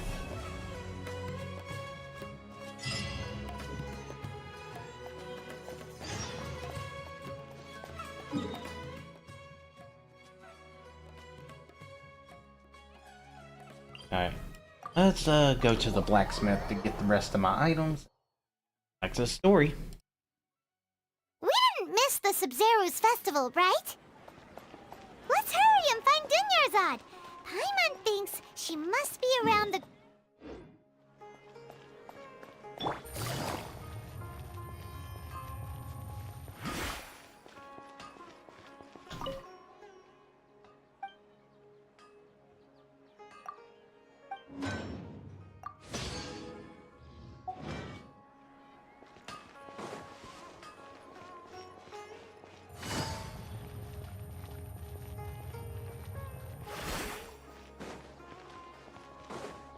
Into the shadows.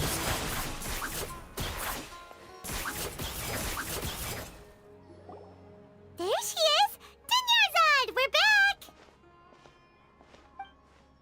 Just as promised, Traveler and Paimon.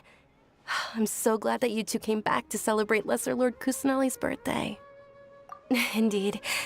Such a small Festival's affair. tomorrow. We've been preparing for so long that I can't help but feel a little nervous. There's no need to be nervous.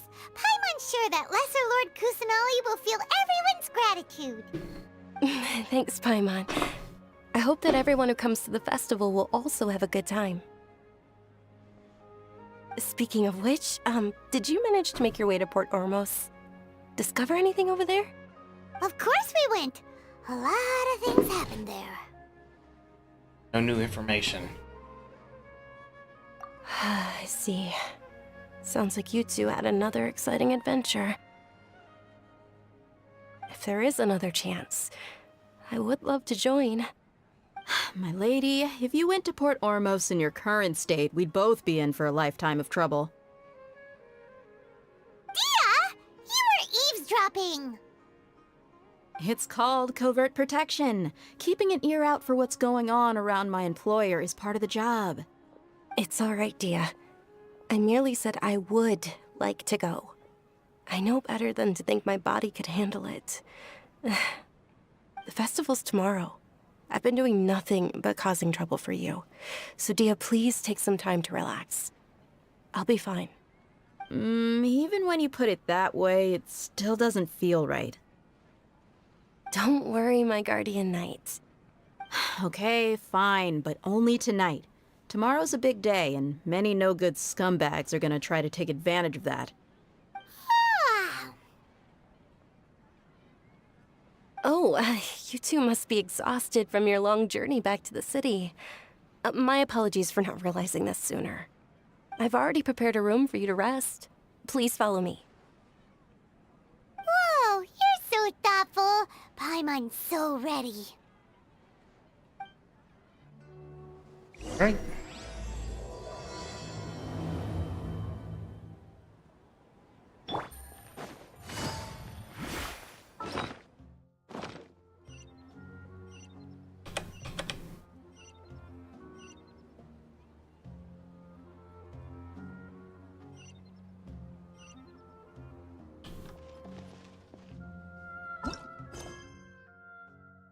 Act 2.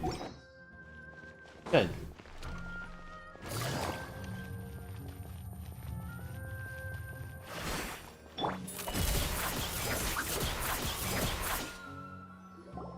Here we are. It's also fairly close to where I've been staying. It looks really nice.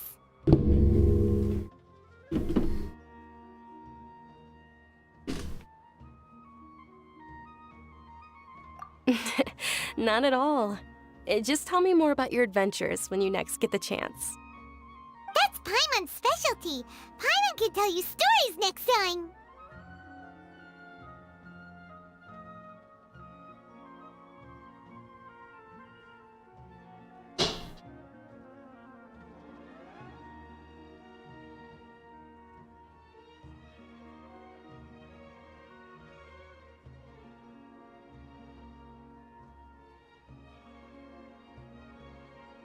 Oh, if you don't mind, how about we all walk around together tomorrow?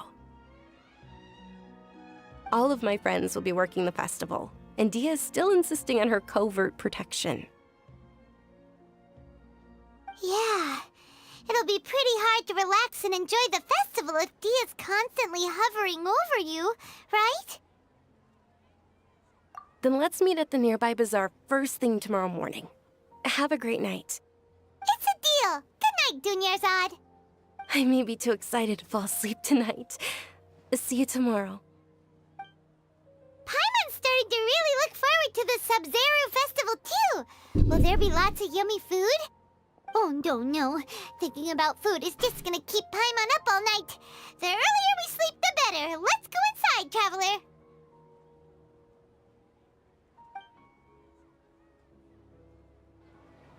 Yeah, Dory has to be positive polarity because she's not food obsessed. Did we oversleep? We should go meet Dunyarzad right away.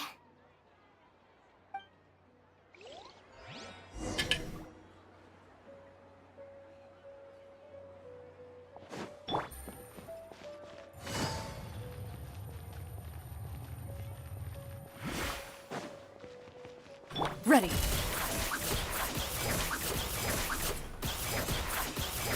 What the heck?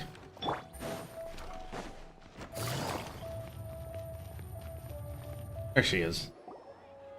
Traveler, Paimon, I've been waiting for you two. Good morning, Dunyarzad. We must have overslept a little bit. Not at all. I arrived early. Today is finally here. I must cherish every moment as if it were gold. You've worked so hard for this day. You gotta enjoy it to the fullest. You know it. Oh, it's just that, as expected, I had some trouble falling asleep last night. I'm hoping my body won't be too much of an issue today. Well, shall we? Let's start with the stalls over there. Many vendors came out of the blue to support the event, and they insisted on covering costs themselves. Let's go give them some business. They paid for everything out of pocket? Oh, sounds like they're not in this just for the Mora. They all said that contributing to a lively festival atmosphere is more important than money. Especially since we don't often get to celebrate Lesser Lord Kusanali's birthday. Ooh, they're selling food over that way! Let's go take a look! This is a stall offering foods from the Haftmewa feast. Oh, you could tell straight away. I thought most people nowadays wouldn't know. Mushrooms, flowers, and all kind of fruit? It's all vegetarian stuff. Oh, Paimon's a little disappointed. So, what's the Haftmewa feast you mentioned just now? It's another Sub-Zero's festival tradition. People used to set their tables with 7 different foods. Generally speaking, the most common selections were foods like Rukashva mushrooms, Nilopala lotuses, Sumera roses, Sunsetias, Kapalatas, Hara fruits, and Zaytun peaches. So, the Sub-Zero festival is a vegetarian holiday?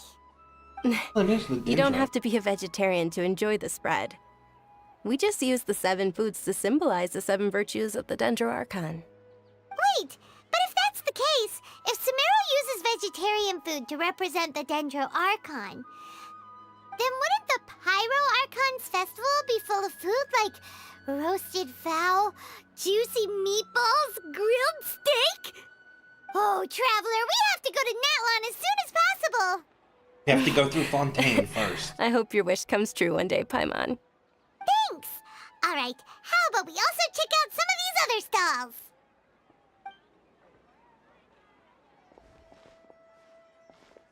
Dear customers, would you like to try your hand at alchemical divination? What's alchemical divination? Those two things sound like they'd be fun to try together.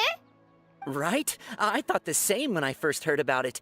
It is said to be a mysterious craft invented by none other than Lesser Lord Kusanali herself. Oh. So, how does it work? It's quite simple. After you give me any 2 alchemical reagents, I'll use them to perform a random transmutation. Sure sounds random. So random that it will probably fail. That is precisely what we need. After the transmutation fails, your one and only diviner here will interpret the remnants. Oh, way too random. Well, according to Lesser Lord Kusanali, everything is interconnected, and all that occurs can be traced back to fate. You could say this is a pearl of old wisdom. Why does everything sound so much more credible when Dunyarzad says it? Are you guys working together? So that's the true wisdom behind it. This young lady sure knows her stuff. So, how about it? Want to give it a try? Sure. Do random ingredients. What?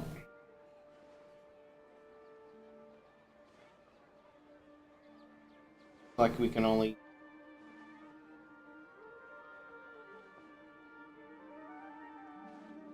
Let's use one of these. Or just 2 of them, practically.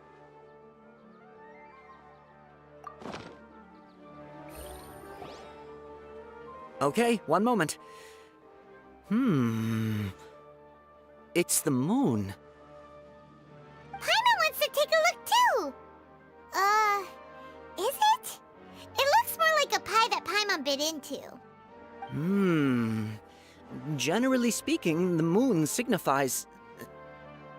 It means... Vanity?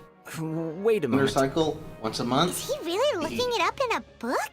The blood tide? Oh, I remember now. It means illusions and lies. Sure, that works. Illusions and lies? That sounds rather ominous. Yes, but this book says that if you trust your intuition and overcome your fears, the sun will surely rise. That's rather quite interesting. Genshin Impact, and of course the Traveler, him or herself, happens to be the archetype of importance. But since that is a highly intelligent archetype, one that knows what's most important, by process of elimination, and knows everything that is ethereal or illusionary. He's not even trying to hide his book anymore. Naturally, fate will only ever show you the beginning of a journey. It is up to you to forge your own ending. Oh, thank you so much. I'll keep that in mind. Oh, it's nothing. I'm just learning as I go. Guess that was still pretty interesting. Okay, on to the next stall. They say the Sabzeruz festival was very lively a long, long time ago. Large flower carriages used to parade through the city. As they headed towards Port Ormos, people would throw flowers, candy, and liquor all along the way. Dunyarzad's eyes are sparkling right now.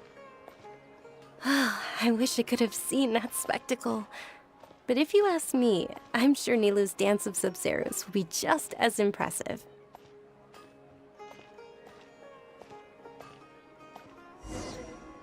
Really kids. Yes! Attention! Soldiers, fall into formation if you want any Yalda candies. Oh, It's a weird guy with a weird hat. Hey, it's Dunyarzad! Wow! Miss Dunyarzad, the children love you even more than the Yalda candies. In the few short days it took to prepare for the Sabzeruz festival, the children have all grown very fond of you. The Hallowed Knight of Flowers. It's an honor that you know my name. Attention! In the name of Ferris, the Knight of Flowers, I commend you on your contributions to the glorious Sabzeruz festival. All right, little soldiers, take your Yalda candies and don't forget your loyalty to Lesser Lord Kusanali. Dismissed! Lesser Lord stuff still bothers me. Dang. Camera being silly. What's going on here? Ferris, the Knight of Flowers, is another Sabzeruz festival icon, and one immensely popular with children. In the past, the actor portraying Ferris would also sit on a flower carriage. It's all thanks to Miss Dunyarzad's sponsorship that the children can make such wonderful memories today. As are we to you, Vihar. Oh, not at all. Oh, speaking of tradition, that's something I could do with my time. They're a festival staple, and I happen to have some boxes readied here. Take a look and pick whichever one you want. Whichever one? Don't these boxes all look the same? That is the fun part. Each box contains a random flavor. It's up to the luck Gonna of the work draw. out my arms a bit. Flavors include lavender Punch, melon, punch. hara fruit, sunsetia, Ooh, those all sound pretty good. and there's also lizard tail and oni kabuto. Oh, that's not good. What's up with those two flavors? Oni Joke Kabuto is a flavor. little spicier than Lizard Tail. Dunyarzad, you tried them before? Traveler, help Paimon pick one. Paimon wants the Sunsetia flavor. It's all right. Paimon believes in you. I also believe in your intuition. Yeah. Great. That's not how These intuition boxes of candy are actually numbered it is. 1 to 5 from left to right. Which one do you want? Let's see. Let's choose based on her height. She is, I don't know, about 3 feet tall. Maybe 2.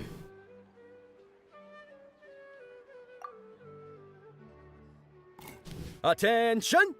That's unfortunately lavender melon. Oh, Paimon thought you survived so many epic battles because you had incredible luck. But looks like Paimon was wrong. The Sunsetia flavored candy was in box number 4. How about this? The most important thing is that everyone has a good time at the festival. So please, take both boxes. Really? Thanks a lot, Knight of Candies! Hey, It's I would Night of Flowers. absolutely love not some Night of lavender Candies. candies. Paimon really wilted the carriageless Night of Flowers.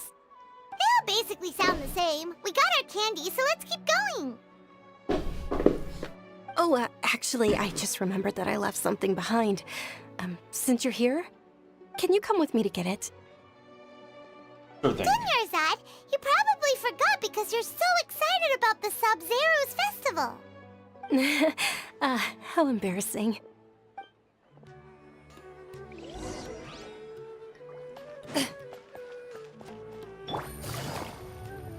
Oh, we're finally being fast.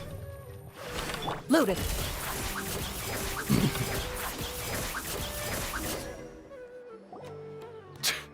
We're too late. Who knew the little lady was such an early riser? Wait, aren't you? No, right? Hey, wait a minute. Pause. Isn't that her? You literally just went to jail, didn't you? Oh, that most certainly Oh, you're someone is. else. We're in luck. She's walking right into our clutches. They look just like the other two. Those Eremites don't look like they're up to any good. Who are you? I don't believe the Homayanis hired you. That's right. We haven't received any of their mora, but I wonder how much the Humayanis would shell out to get you back. They're a gang of kidnappers! Traveler, hurry and protect Dunyarzad! Hey, did you scumbags even consider that the Homayanis might have hired a merc that outclasses you? You're... Dia! Dia the Flame Mane! No wonder we mercs haven't heard anything about you for so long. You sold your unruly mane to the highest bidder. Don't speak so disrespectfully. My family started working with her as gratitude for her past kindness to us. Don't worry about it, my lady. Just some friendly banter between mercs. One punch and those rabid dogs will expose themselves for what they really are.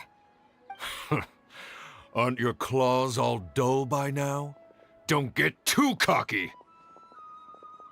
I will literally delete you guys.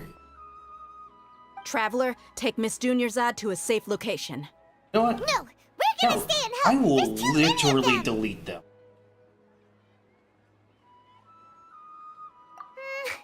You're right. All right, fine. Please be careful, Dia.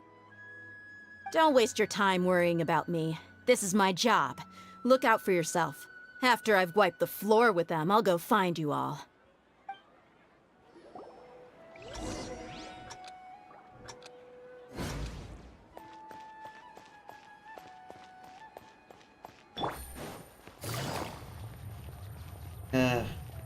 Fine.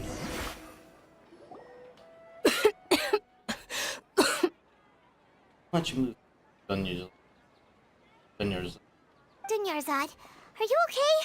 You look a little pale. Are you in shock? I'm fine. My body always reacts like this whenever I exert myself too much. You sure you're okay? I'll be fine after some rest. I'm more worried about Dia. After all, none of this would have happened if I hadn't insisted on coming out today. Don't worry. Yeah, don't worry. She's got it.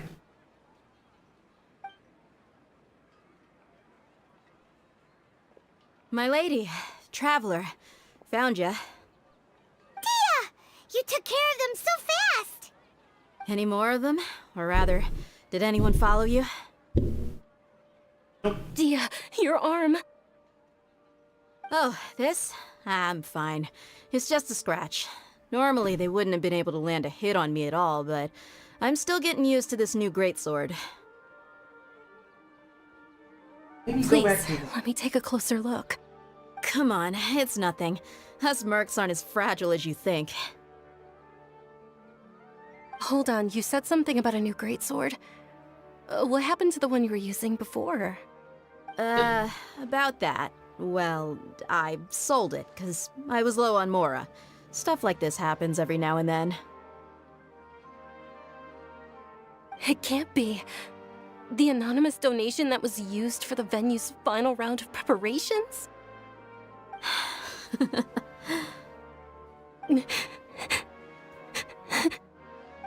Hey, Miss Dunyarzad, I wasn't trying to make you cry. I'm not gonna lose my commission because I made my employer cry, am I? Okay, making your employer cry won't affect your commission, but selling your weapon without permission and getting hurt? I'll have to reevaluate your performance. You're so unreasonable, my lady. Thank you very much, Dia. Don't be like that. I get embarrassed really easily.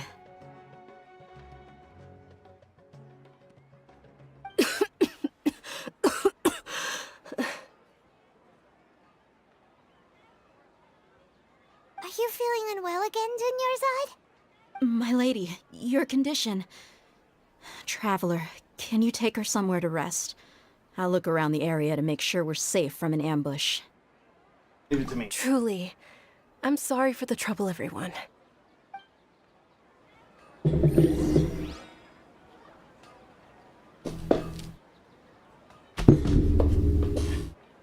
That's exactly what I want to avoid. Navigating the world is a whole lot easier with a few different identities to choose from. Need me to come up with some for you?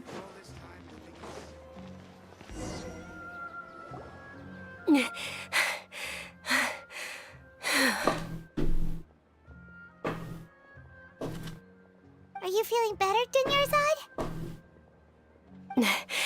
Yes, much better. Just give me a few moments and I'll be good to go. I didn't realize you were concerned about it. I guess I shouldn't continue to keep it a secret. I was actually born with Elazar. It's terminal now. Can't believe it's Elazar! Oh, you've already heard of Elazar. In that case, you probably know about its severity. Sumeru's current medical advancements still haven't been able to find a cure. The disease's progression can only be delayed through environmental therapy. Dunyarzad. There's no need to be sad. I've always lived with Elazar and I came to terms with it a long time ago. Compared to the simple fact that I'm afflicted with this, its effects on my life have been much more painful. I know that my family loves me dearly. They've done all they can to provide the best environment for me so that I can live for that much longer. However, I know I will one day succumb to this. Did you know? Before I ran away from home this time, the world outside of my home didn't even know that I existed. Since I was a child, all I could do was sit on my bed and stare at everything outside of my window. I'm sure my family's worried and disappointed in me for running away, but I just didn't want to have any regrets. I wanted to meet other people. To me, there's nothing more beautiful than being able to meet and speak with others. Not to mention the incredible time spent preparing for the festival, the joy on everyone's faces here, and all the support I've received from friends like Dia. This way, when my final day does arrive, it will be less sorrowful. At the very least, many people will remember that I once existed in this world, right?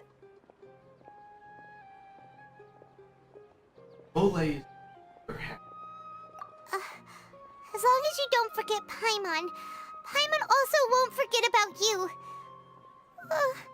No, even if you forget Paimon, Paimon will still remember you. Thank you two so much. I apologize for the depressing conversation. This is out of character for me. To be honest, Lesser Lord Kusanali gave me the courage to do all of this. If it weren't for her encouragement, I wouldn't have taken that first step. Thanks. There will always be frustrations in life, but I know that the point of living is not to leave behind any regrets. Oh, right. Isn't it almost time? Huh? Almost time for what? Isn't the Dance of Sub-Zerus about to begin? It's the part of the festival that I've been looking forward to the most. Nilou will recreate that legendary scene with her most splendid dancing. And the Sub-Zerus festival will conclude amid everyone's applause and blessings. And with that, my wish will also... Then what are we waiting for? Let's go to the stage! Yeah, we should still make it in time.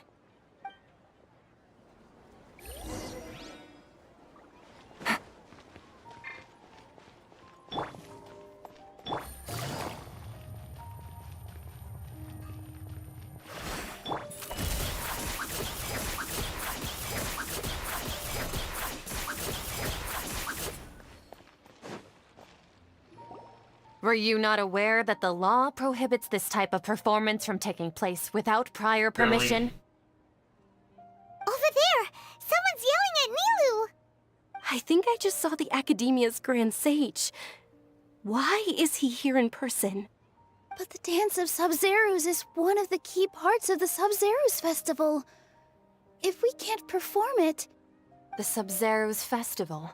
The law also prohibits the private hosting of large-scale religious festivals. Only the Academia can host such an event. If you continue to resist, we will have to order an investigation into every single event organizer. The Grand Sage has already granted you much leniency. I advise that you exercise tact. How did things turn out like this? The Academia was originally responsible for the Sub-Zerus Festival, but they failed this responsibility for many years. I need to speak with them. This is a hard pill to swallow, but you're right. Things would only get worse. Art, dance. Aren't you ashamed of pursuing such frivolous and meaningless activities in this land of knowledge and reason? Base stories. Ultimate. Our Archon created the utopia that is Sumeru City for all scholars who sought validity, verity, and truth, while people like you wish to defile it. No. I believe that our Archon never rejected the arts. Even the Goddess of Flowers dedicated a dance to her. With your lack of intellectual credentials, I do not believe you are qualified to debate with me. What you should be doing is finding workers to tear down this ridiculous eyesore.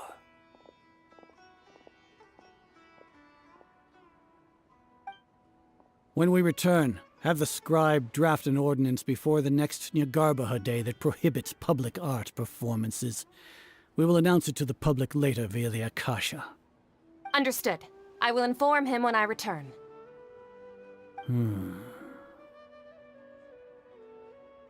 The Sub-Zerus Festival. Go celebrate the birth of that god to your heart's content.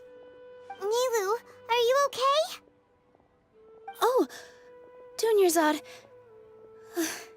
You all saw that just now? The Grand Sage ordered us to stop the performance. Yeah. Let's go somewhere the Academia can't find us and perform there. But how do we let everyone know? And what about the atmosphere on the stage? Or we could get people to block them off so they can't interrupt the performance. No. They just threatened to investigate the organizers. If we were caught... Nilou, it's all right. Don't worry about it. But you've been looking forward to the Dance of Sub-Zerus so much. And I know how important this festival is to you.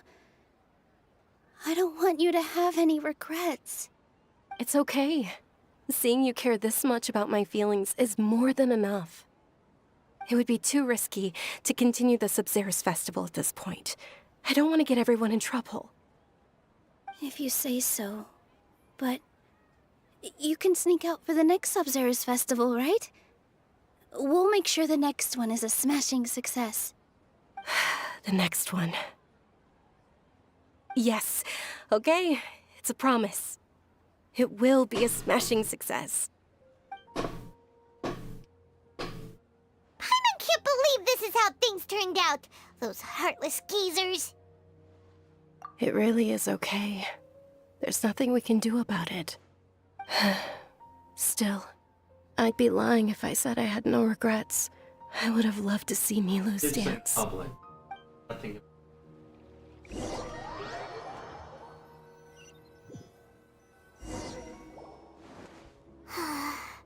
A lot happened today. It's a shame the festival ended the way it did. Nilo and Dunyarzad promised to make the next Sub-Zero's festival a success, but Dunyarzad is running out of time.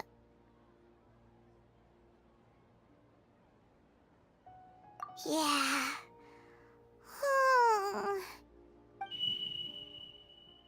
All connections have been secured to construct the most stable framework possible. The project has entered its most critical phase. Power has begun to flow from...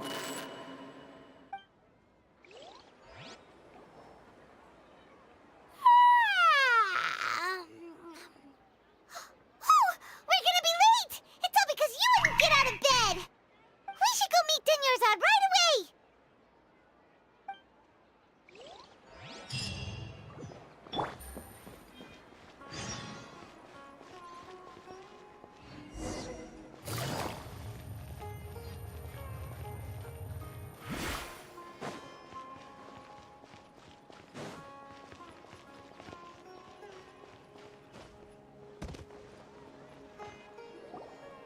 Good morning, Dunyarzad.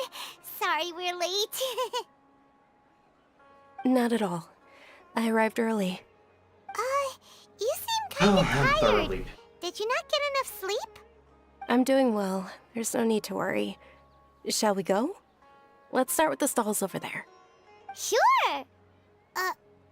Traveler? Why are you just standing there? Let's get going!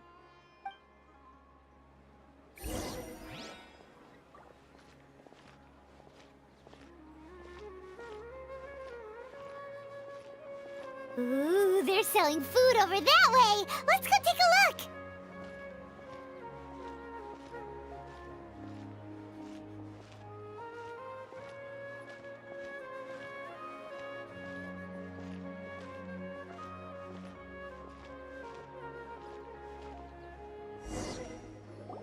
This is a stall offering foods from the Haftmewa feast.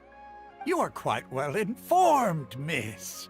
I thought most people nowadays wouldn't know. They're all plants! Oh, Paimon's a little Are we getting a disappointed. repeat? Actually, what is the Haftmewa feast you mentioned just now? It's one of the Sub-Zerus festival's traditions. People used to set their tables with 7 different foods to symbolize the 7 Fine, virtues Luke. of the Dendro Archon. I was told by someone there would be time loop. Remnants appear to be in the form of the moon. Really? Paimon thought it looked like some kind of food. The moon signifies... It's escaping me for now. Is he really looking it up in a Moons book? can also signify sex, Right. like- It means illusions and lies. But if you trust your intuition and overcome your fears, the sun will surely rise. Understood. I'll keep that in mind. Oh, it's nothing. I'm just learning as I go. Guess that was still pretty interesting. Okay, on to the next stall. So, where to next?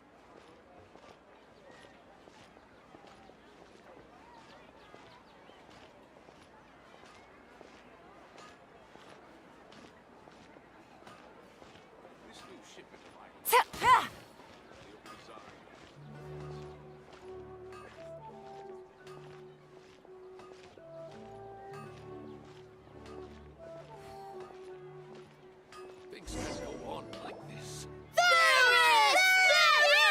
Varys! All right, soldiers. Now that you have your Yalda candies, Yes, Knight Varys! What's going on? Is this a play? Ferris, the Knight of Flowers, is another Sub-Zero. it's all thank. Oh, do you want some Yalda candies? What's to pick? Don't these boxes all... It's not that simple. Each box contains a. Ooh, how... And there's also lizard tail. Ugh, what are those... one. Great! These boxes of candy are Ah, excellently chosen. Number 4 is indeed Sunsetia. Ha! Paimon bet you had incredible luck, and Paimon was right!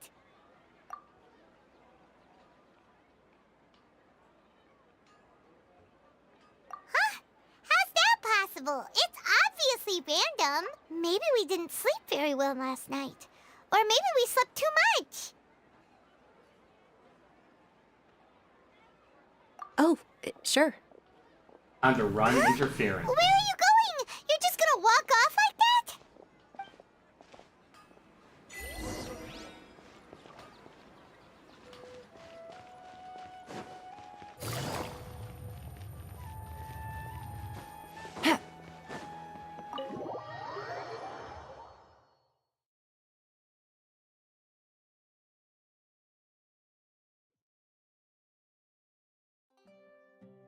A feeling of deja vu? Oh, Paimon knows what that is. It's when you feel like you've already experienced whatever is going on.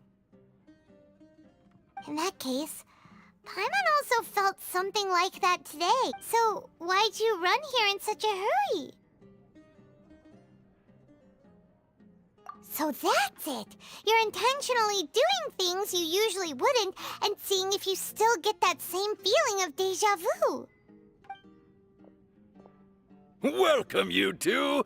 Are you here for lunch? What would you like to eat? Got it. You don't look like you're from these parts, but I gotta say, you've got good taste. I'll give this order to the kitchen. Charcoal-baked Angelina cake? Isn't it that burned thing that didn't look tasty at all? Oh, Paimon understands what you're trying to do now. You'd never normally order something like this.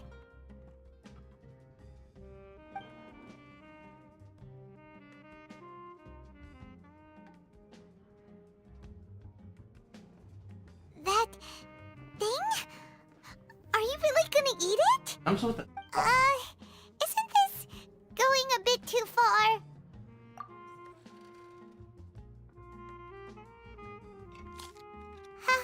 How was it? The look on your face is telling Paimon that it tasted awful. Then, you mean...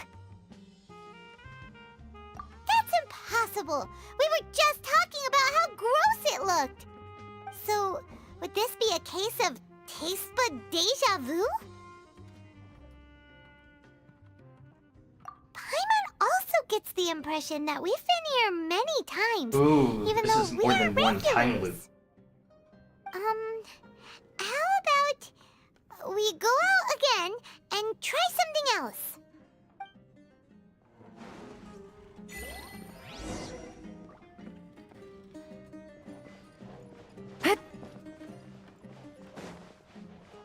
Doing this is more than one time loop. Interesting.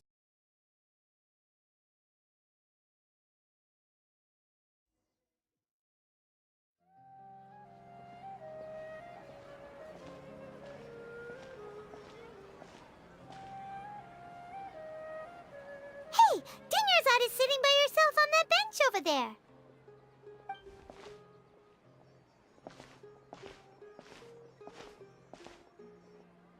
What a coincidence, Dunyarzad. We meet again.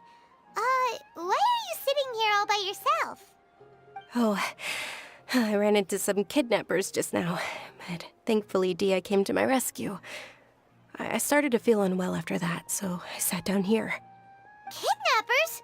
Oh my goodness, are you hurt? I'm okay. Dia's arm got scratched, but it isn't serious. Whew, that's a big relief. But, Dunyarzad, you seem a little down today. It's the Sub-Zero's festival, and you've been looking forward to it so much. Not at all. I've always been like this. Excessive physical exertion or strong emotions tend to aggravate my illness. Besides, no matter how amazing today may be, it is but a single day. After however many more days, my time will come to an end. Paimon quite follow you. And Paimon feels like something's really got you down right now. It really is fine. I don't mind. Huh? Did something happen? Dunyarzad, have you ever felt deja vu? You know, like when you've already experienced something that's happening right now? Deja vu? No. But my days have been the same for years now. Even if I were feeling deja vu, I suppose I would already be used to it. Oh, Paimon sees. Then, is it only the two of us? It's almost time. Huh? Time for what? Nilou's Dance of Sabzeruz is about to begin. Let's go.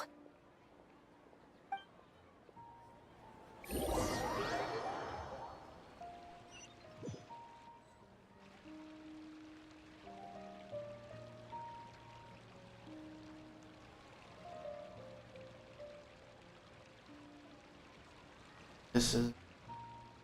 With your lack of intellectual credentials, I do not believe you are qualified to debate with me. What you should be doing is finding workers to tear down this ridiculous eyesore. When we return, have the scribe draft an ordinance. Understood. I will inform. The Sabzeruz Festival.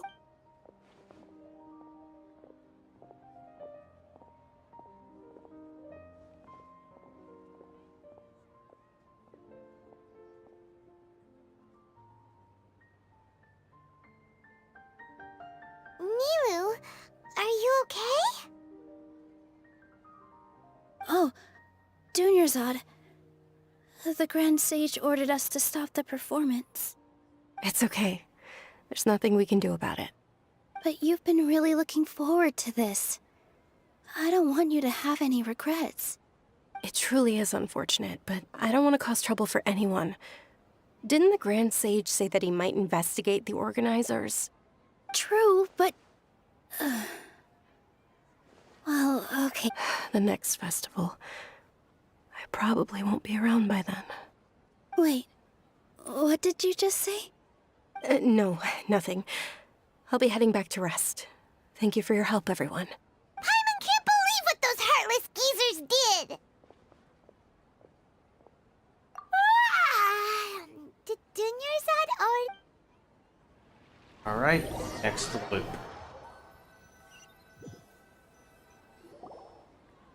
So, in the end, you still couldn't figure... Maybe it really was because of exhaustion. Same here. That's why Paimon... Then, how about we settle in and get a good night's sleep? For now, we can chalk things up to exhaustion. We can do more thinking tomorrow. It's a squirrel. Observing a modest drop in the output of Jnana energy, but values still remain within normal parameters. Continue to monitor for variances in the data and find the cause as soon as possible.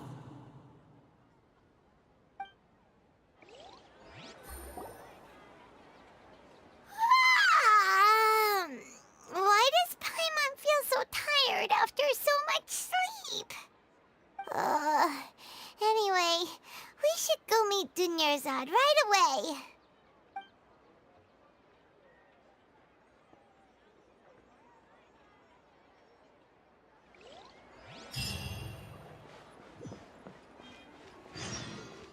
I got 200 less experience.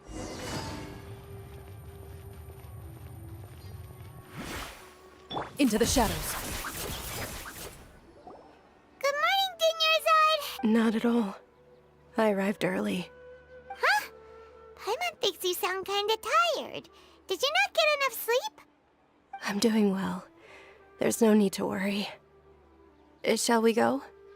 Let's start with the stalls over there. Great idea! Let's get going! Traveler?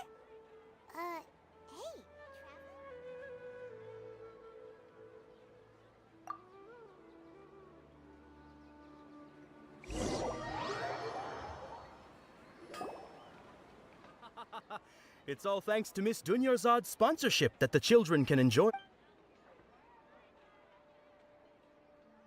Oh, are you interested in Yalda candies? Not much of... It's not that simple. Each box contains a random...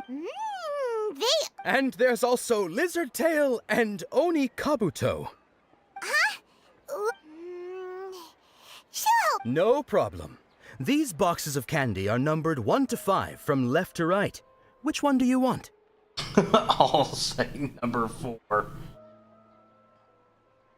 Oh, I like your confidence. No hesitation at all. Oh, congratulations! Number 4 is indeed Sunsetia.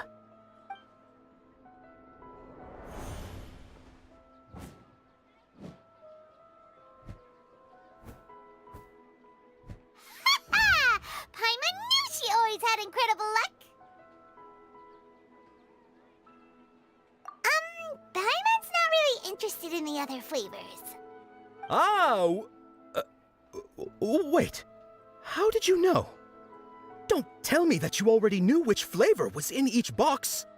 What? She was right about all of them? That couldn't have been luck. How is this possible? I packed all those boxes this morning and they've been sealed ever since. You couldn't have known beforehand. Mind reading? X-ray vision? Or some kind of magic trick? This is way too freaky. Tell us what's going on. Since when did you get superpowers? Traveler? Yo. That was so cool. Hida is making her appearance. Hey, where are you going?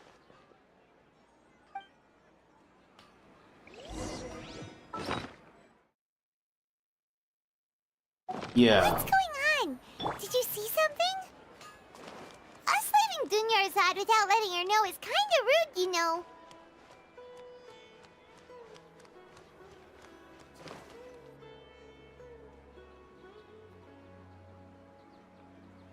Dang, she can move.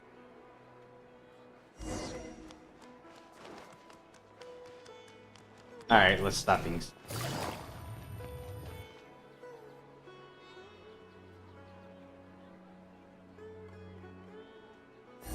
Ready.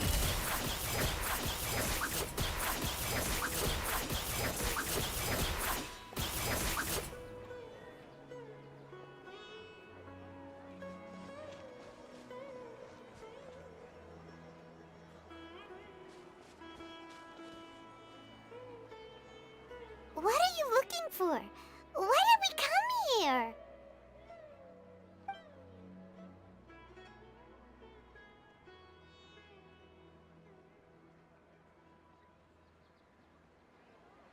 Traveler?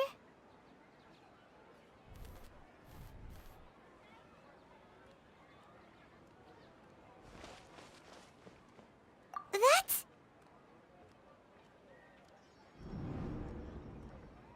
And the bird is gone.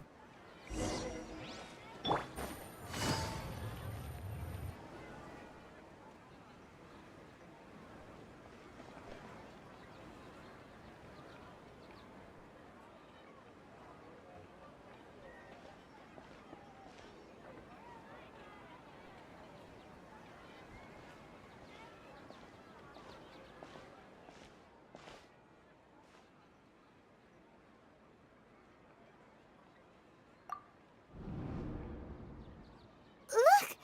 That's... Isn't that Dunyarzad? What's happening here? Why are there 2 Dunyarzads?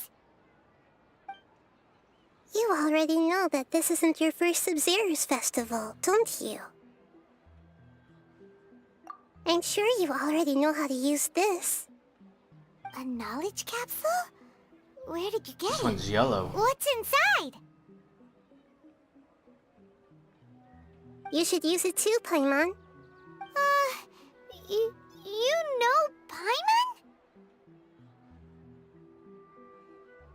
Well, this seems kinda sketchy, but Paimon feels like this is what we should do.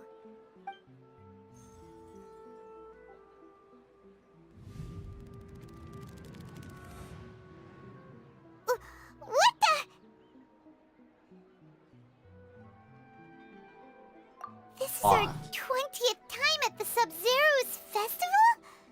Huh? No. The 30th? 40th? Just how many times have we been to the Sub-Zero's festival? Have we been trapped in a single day? If it weren't for you, we wouldn't have even realized. What the heck was inside that knowledge capsule? Your memories are still scrambled? Try your best to remember. This isn't the first time we've met, and I answered that question a long time ago. Let Paimon think. Oh, it's coming back. Meeting you was the real catalyst for restoring our memories, and the knowledge capsule was just your means of showing our minds the way. What about everyone else? Why are you only helping the two of us? Your sense of deja vu is stronger than everyone else's, yes? As for an explanation, you two received the blessing of Dendro, and you also have special, sensitive constitutions. It was as if a single sheet of paper was separating those memories from your consciousness. But for others? A familiar question. I think this is the 7th time you asked that. As you can see, she isn't doing well. You probably sensed it too. The Dunyarzad you were just with is different from the first Dunyarzad you met.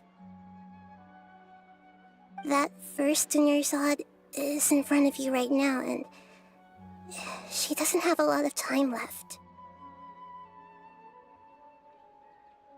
Looks like you're almost done sorting out your brain. Oh yeah, I'm Nahida. Good, you passed the test. I also have a tendency to test people. You can awaken our memories, and you seem like you know what's going on. Oh, wait, please don't tell Paimon even you don't know. Everything in this world runs in a loop. This cycle is called a samsara. You, me, and everyone else are all stuck inside a one-day samsara. As for the truth, that's on you to find out. If you were told the truth instead of discovering it yourselves, it would literally blow your minds. I don't know how you'd be after that. I can only give you surface-level help, like bits of information and subtle hints. For the rest of the time, I'll be doing all I can to slow down Dunyarzad's illness. She looks like she isn't doing well at all. Her illness gets worse after each Sub-Zero's festival. If we can break out of the samsara, I might be able to save her. But as things are right now, she's just a small bird in the sky that's about to lose its last feathers. All I can do is raise a gale to delay her fall. You sure love to use weird analogies. Analogies are wonderful tools. They let you use existing knowledge to understand unfamiliar things. Okay, so... Which is what stories are good for, too. What do you think the truth is? Some kind of academia experiment.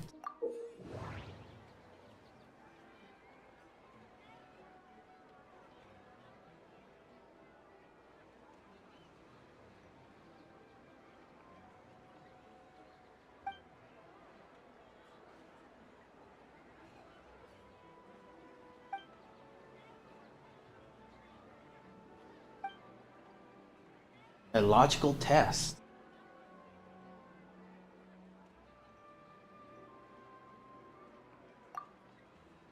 The moon, illusions, and lies.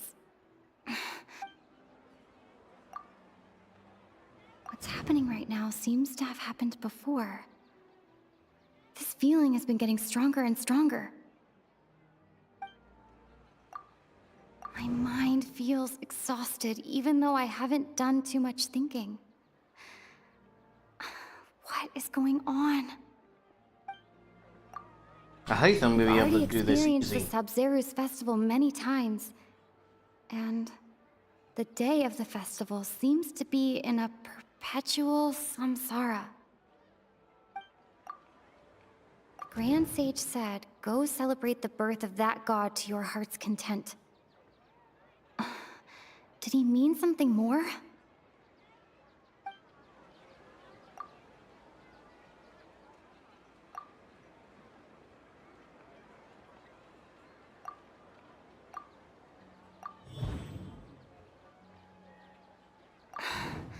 That should be it.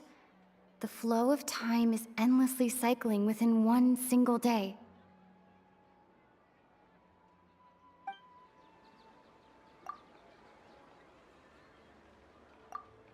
The moon, illusions, and...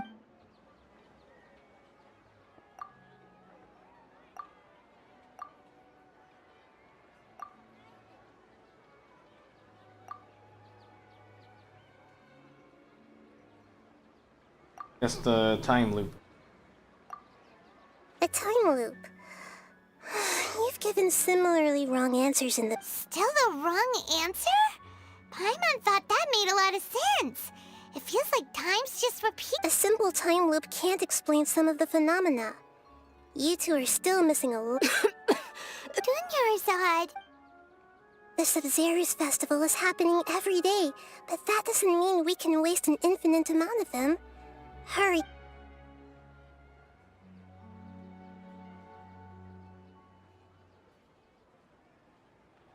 Let's think about our current situation. To save Dunyarzad, we So have it's to a escape the less of a samsara time of loop, the more of a Sabzeruz memory festival. loop. And to do that, we need to figure out what's happening. The truth. Nahida rejected the idea of a time loop, so Paimon's memories say that we've already done this many times, but let's go talk to people.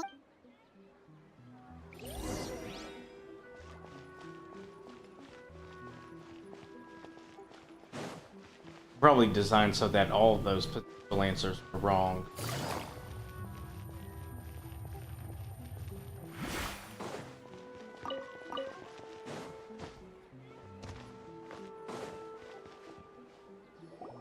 Hey there! Hey, it's you guys again.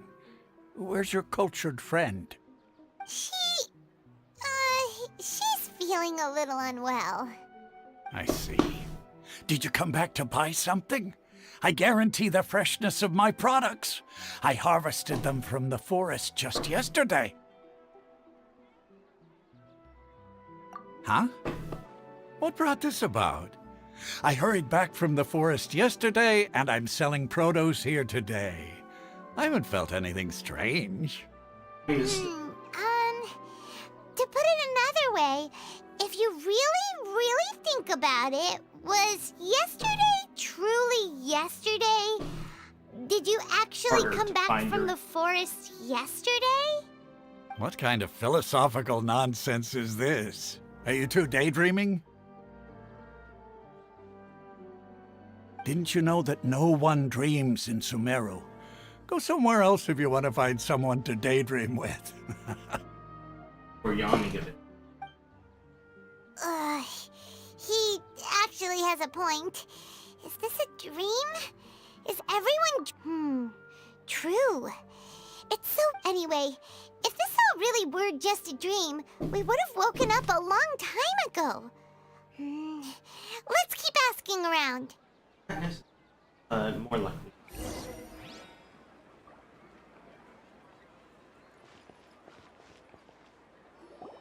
Oh, it's you two. Was my divination so accurate that you felt compelled to compliment me in person? Ooh, I knew it! I told you, the god's divination is highly accurate. You just hadn't fully understood its significance yet. You're really excited about this, huh? That's exactly why we came back. Help us better understand it. Help you better understand it? Well, that isn't exactly what I excel at. So, you're admitting that you don't have a clue? Anyway, what kind of situation did you get into? Huh? Hold on a second. I thought you guys just lost your wallet or fell for a scam. What you just said, are you serious? Does that kind of thing actually happen in real life? Paimon knew you weren't going to believe it. Marvelous. Truly marvelous. I believe you. Recall the interpretation of your divination, the moon, illusions, and lies. It really felt like an omen. When you say it like that, the divination does sound like it's related to what's going on. Can you read any more into it? I believe that the Archon's revelations are never more than vague hints. Anything more specific is beyond the reach of mere mortals. The book only says, if you trust your instincts and overcome your fears, the sun will surely rise. So that's how it is. Looks like fortune-telling is just fortune-telling. We haven't made any progress. Who else can we talk to? Paimon remembers that we tried talking to her a couple of times, but she always thinks we're playing pranks on her. You think she'll brush us off again? Yeah, if we tap into Dia's strong sense of at this time of day, Dia's...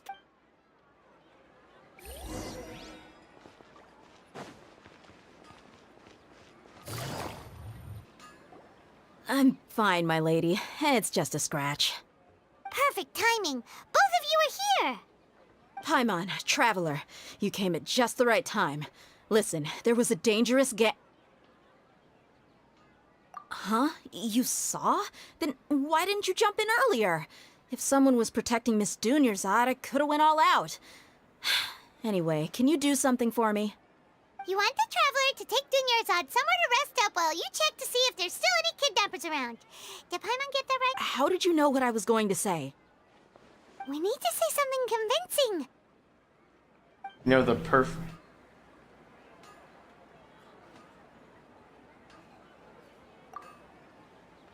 Dia sold her greatsword to raise additional funds. And then she was injured because she wasn't used to her new weapon. This really is a test of intelligence. The moon, illusions, and lies. What do they all mean? My mind feels exhausted, even though I haven't done too... People in Sumeru don't dream. Tell her, Traveler! Soldiers. I didn't tell anyone about that. Including Miss Dunyarzad. You couldn't have known. And just now, you literally took the words right out of my mouth. What's going on? All right, so this is the situation.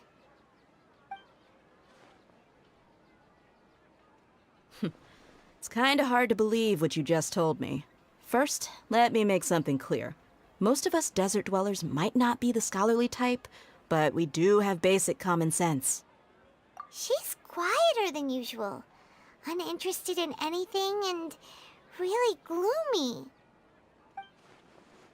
Yeah, she isn't the same as before, but her parents said that this is how she was like at first. Huh? At first? I don't quite understand what you're all talking about. I'll go rest on the bench over there. My lady, are you angry? No. All right, I'll give you the benefit of the doubt since you knew about my greatsword.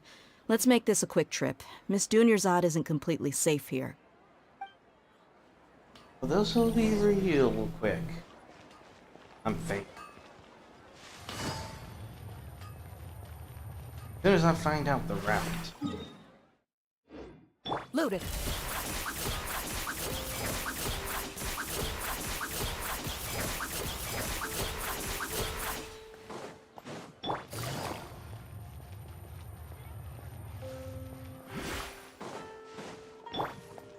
Ready.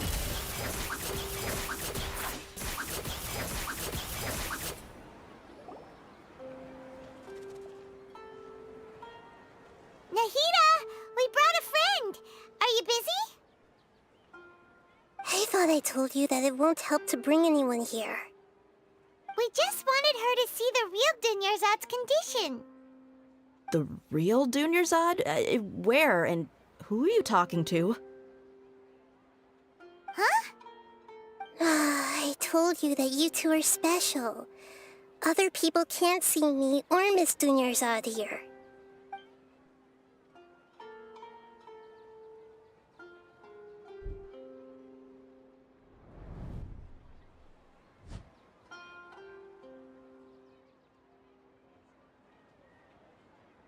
Hold on. Over there. Is that? Wow, how perceptive. Does she have invisible antennae?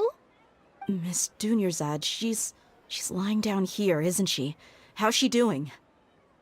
Her condition's really bad, and she's basically in a coma. How did you know she was here? I can sense her aura. There are also lingering feelings of something like regret or disappointment. What happened? Do you believe us now? The Sub-Zero's festival has been repeating itself. So, you think the sages are behind this? Yeah, they've always been against us. Wouldn't surprise me if they're using the Akasha to intentionally repeat the Sub-Zero's festival as a sick joke. You have a point. Aside from the Dendro Archon, the Academia's sages are the only ones in Sumeru who could pull off something like this. Maybe there's more to the Akasha than we know. Right! Didn't you awaken our memories using something that looked like a knowledge capsule? That means you must know something about the Akasha! The Akasha relies on the power of a gnosis to operate, as it is the manifestation of the God of Wisdom's power. It compiles the wisdom of the entire populace, and it grants knowledge to the people. A gnosis could do that? No wonder the Akasha is so magical. It's being powered by the gnosis of Sumeru's Archon. So, this Nahida you mentioned, what did she say? She said, and Paimon quotes, "The Akasha relies on the power of a gnosis to operate, as it is the manifestation of the God of Wisdom's power. It compiles the wisdom of the entire populace, and it grants knowledge to the people." Compiles the wisdom of the entire populace and grants knowledge to the people. Wait. I get the grants knowledge part. That's what people have always used the Akasha for. But compiling the entire populace's wisdom? How does that work? Did she mean that the sages enter new knowledge into the Akasha? Oh, yeah. That sounds about right. What do you think? Oh, another puzzle.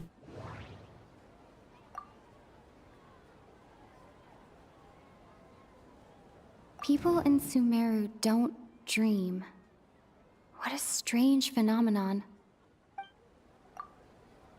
What's happening right now seems to have happened before. This feeling has been getting... My mind feels exhausted. Okay, Nahida said, the Akasha relies on the power of a gnosis to operate, as it is the...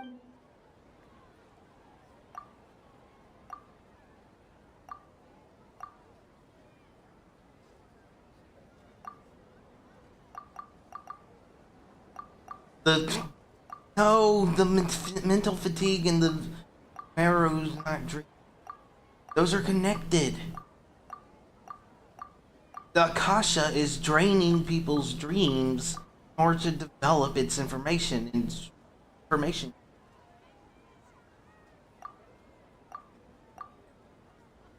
Okay, Nahida said, the Akasha relies on the power of a gnosis to operate, as it is the manifestation of the God of Wisdom's power. It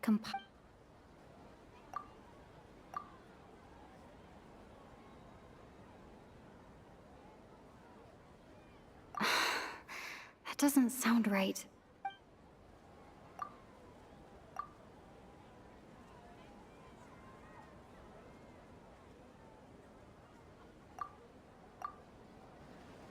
You mean the Akasha is causing our mental fatigue? Huh. Now that I think about it, my head's been feeling unusually heavy. When the desert dwellers set off on their quest for knowledge, a sage once said, knowledge always comes at a price. Compiling the entire country's knowledge. You think the Akasha pulled a 180 and is extracting information from us? Who knows? The Akasha can put knowledge into our heads, so who's to say that it can't also poke around in there? We don't know any specifics. What's the point of doing something like that? Just think about it. If you could combine the knowledge of every single person in Sumeru, then you can basically turn Sumeru City into a single massive brain. This hive mind could make breakthroughs in problems that even the smartest geniuses can't crack. An excellent deduction. And the analogy comparing Sumeru City to a massive brain? I love it. In that case, we should take off our Akasha terminals right away. Maybe that'll solve this problem. Yeah, I was only wearing this for show in the first place. Didn't expect the sages to cook up such a conspiracy. Mark my words, when this is over, I'm getting evidence and exposing this whole thing to the public. How does everyone feel? Huh? What is it? Oh, that! Paimon knows what you're talking about. It's a single soft beep that sounds like it's coming from the Akasha terminal. The sound of a beep. Could it be a prompt tone for when the Akasha is operating? That's probably an important clue. We weren't using our terminals, but we heard a beep anyway.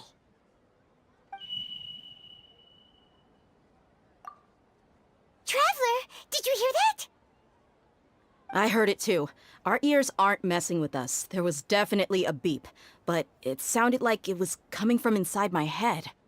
We took off our Akasha terminals.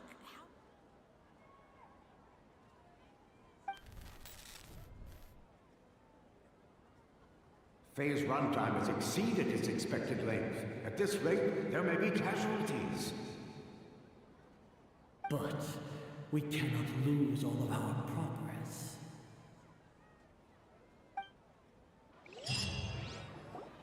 Curious.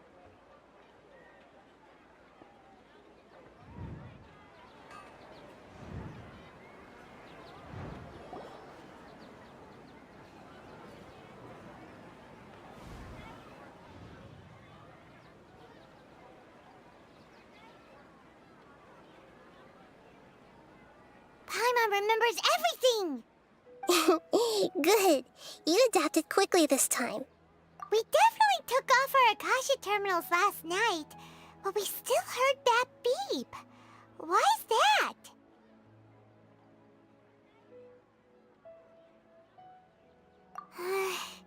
But now we can at least confirm one thing. The Akasha definitely has something to do with whatever's trapping us in this cycle. Oh, Paimon doesn't get it. Why would the Akasha go this far if all it wants is everybody's wisdom? It's extremely difficult for lab rats in an experiment to understand why they're being treated the way they are. If we're lab rats, then what are you? Nahida, you've never told us anything about yourself. I guess I'm the moon. The moon? Wasn't that the result of our divination? Anyway, knowing who I am won't help you get closer to the truth, so you should focus on other things. Don't get distracted and miss any clues.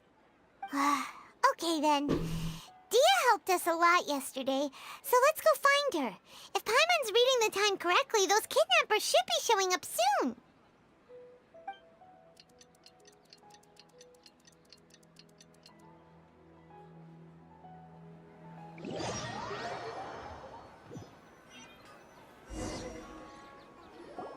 Ah, there you are. I've already taken care of those kidnappers. My lady, did you get hurt? Where's her injury? Dia? What's wrong? Why are you both gawking at me like that? You didn't get hurt this time. Huh? What do you mean this time? Why are you so surprised that I managed to get out unscathed? Those kids were amateurs. How did you know about my greatsword? I haven't told anyone about it. Please, don't tell Miss Dunyarzad. So Dia's lost her memories after all. Anything strange? You already know that I got a new greatsword. If I had to say something, it's weird how such a new weapon could feel so familiar. So she's still It's as if developing. I've already used it to fight a countless number of battles. You're saying that although you don't remember using it, your Yep. body feels Body like it does? memory. That's right. Both mercenaries and warriors heavily Muscle rely memory, on right. muscle memory. Only knowing the theory of battle won't get you anywhere. Traveler, what do you think? Yeah, Paimon's feeling really hopeful. Oh, you're right! Earlier in the Samsara, something like this would have never happened. I have no clue what you two are talking about, but it's still dangerous here, so... So you want us to take Dunyarzad somewhere else to rest while you check if there are still more kidnappers around, right? How did you know what I was gonna say? Can you read minds? Forget it. Go and do your thing.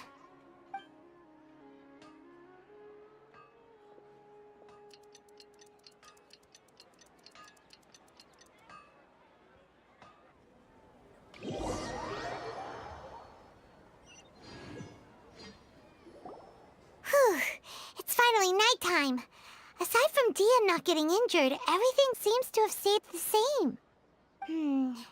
Listen, Nahida, we found out that Dia got out just fine today, even though she got injured every other time she fought the kidnappers. Do you think the Samsara has been broken? Have we saved Dunyarzad? Really? Good job on all that progress. Get some good sleep tonight.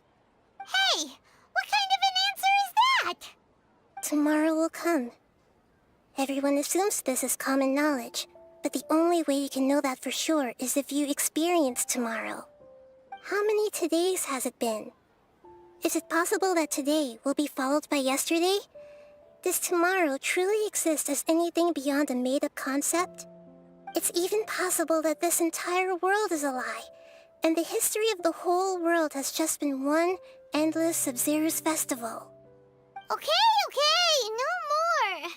Paimon's brain is already shut down. That's why it makes no sense to waste your energy thinking about things you will learn tomorrow.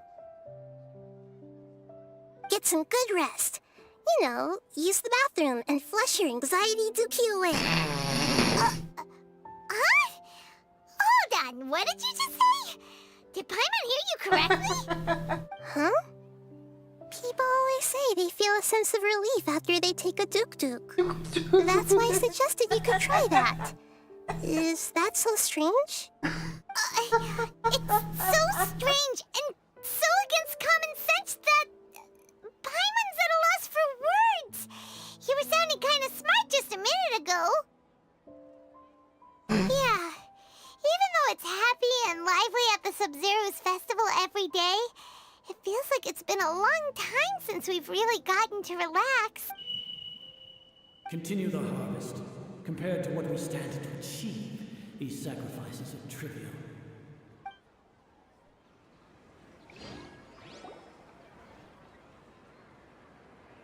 We're still in the same day! Nahida, you already knew last night that we didn't break out of the Samsara? Why did you tell us? Would there have been a point? You would have spent the night with new worries, with tomorrow still out of reach. In that case, you might as well rest within that brief moment of hope. An opportunity like that doesn't come by often, and I thought it might help you clear your minds. Paimon thought that Duke did that! Whatever.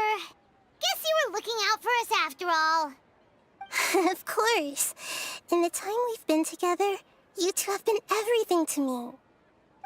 My heart. I'm flattered and everything, but maybe you're taking things a little fast. If you knew what Nahida was What I going mean through. is, even though I had asked you to solve this puzzle, you two are still the only ones who can see me and sense my presence. In other words, if you weren't here, I may as well not exist. That's why you two have been everything to me. Get it? Nahida's talking about confusing stuff again. Anyway, that's enough chit-chat. So, Traveler, did the new clues yesterday help you gain a new understanding of the situation? Huh? Why are you scrapping your previous theory? Oh, yeah! You're right! Gosh, how did we not notice that? In a simple time loop, people's physical conditions should also reset. So, what's your new hypothesis?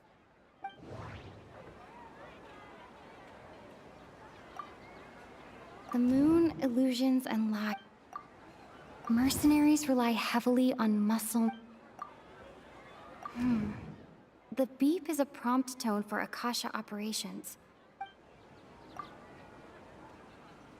Okay, Nahida said, the Akasha relies on the power of a gnosis to operate. We've already experienced the Sabzeruz festival many times.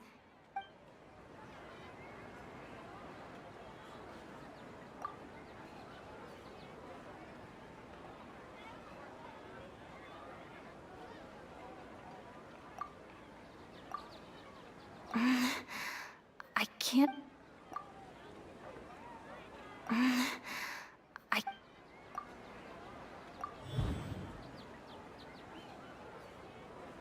If all our memories of a day are erased at the end of that day, then we would unwittingly relive that same day again and again. Oh! Then the beep we hear every night could just be indicating the deletion of our memories! That's why, when we wake up, everyone thinks the Sabzeruz festival hasn't happened yet! But muscle memory can't be erased. That's why Dia has been getting... A brilliant deduction. Nahida, tell us if we're right or wrong! To put it simply, it's as if you've mistaken a pyrocrystal fly for a firefly in the night. You lost sight of its true nature because you've... That isn't simple at all! Still the wrong conclusion, but parallel Why or don't you similar. go talk to Miss Dia again? You might learn something new. Right! She did help us find our latest clue after all. Let's go!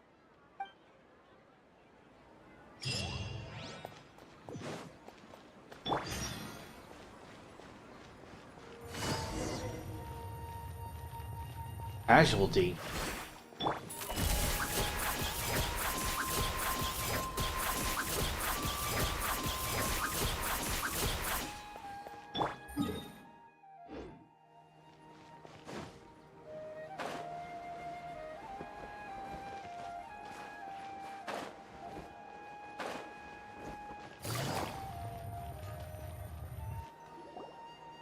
There you are.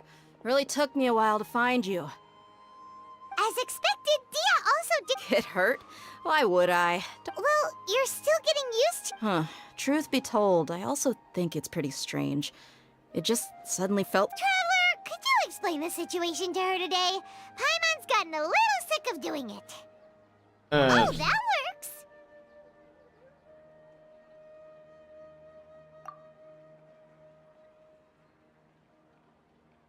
What happened to you guys while I was gone? Did you get brainwashed by some cult? I mean, technically, we're all brainwashed. Don't think too hard about it. Just take what we're saying at face value. All right then, let me get this straight. You're telling me that my body's already gotten used to this great sword, but my brain just doesn't remember it? Yes, your memory's being erased every day.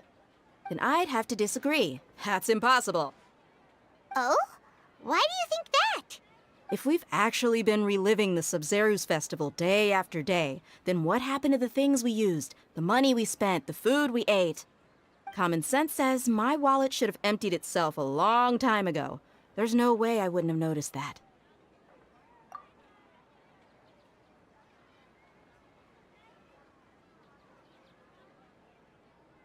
Right! They could use the Akasha to record what everyone did that day, and then use the city's resources to replenish everything! It's not very likely, but it's also not impossible. The guy who goes No, out it to is forage. impossible. I've got proof. You have proof? Where? You two are surprisingly serious about this nonsensical discussion. The guy Fine, who goes I'll out play to along forage. for a little longer. Come with me, Miss Dunyarzad. Please come along as well. I still can't guarantee that this area is safe.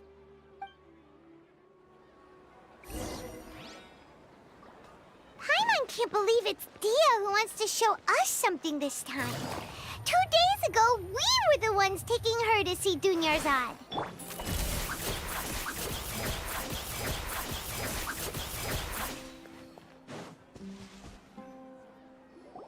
This is it.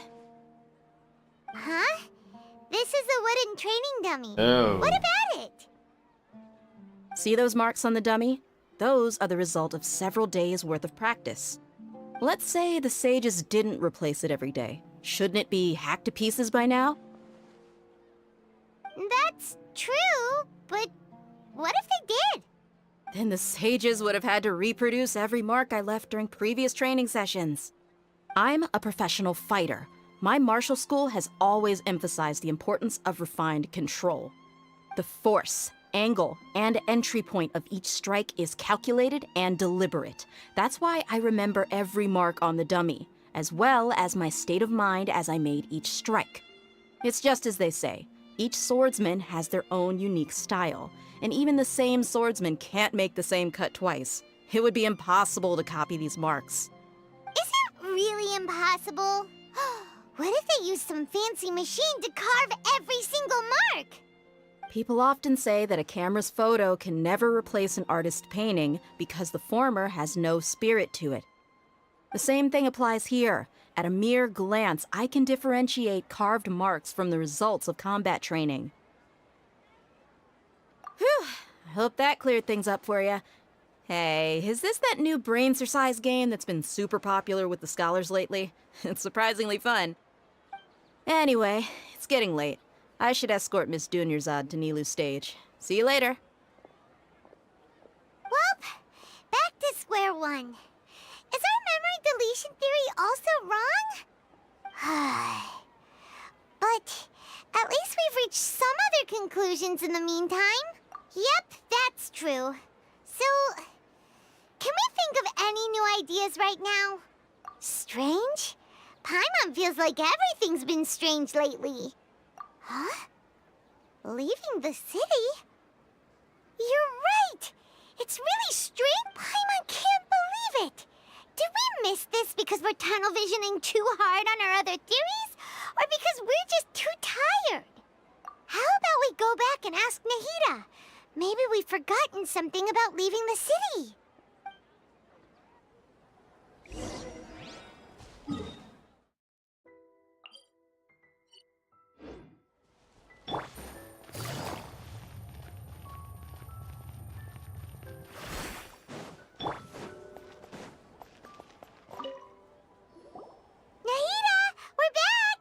You're back early today. Did you find something new? Sort of. We're mostly sure now that we're not in a time loop. And we also aren't in the real world. But at the same time, we have a new question. Leaving the city. As far as I remember, you've mentioned... We did? But we don't remember anything. What happened after we talked about those plans? What did we say when we got back? Let me think. I don't think you ever actually told me what the outcome was. Oh, it's probably more accurate to say that both times you never came back the whole night. But you two sometimes stay out the entire night anyway, so at the time, I didn't think too much about it. It is true that sometimes we lose track of time during our investigations. Before we know it, it'll already be the next day. But still, neither of us remember anything about leaving town. Really? That's kinda strange. In theory, I should have already awakened all your memories.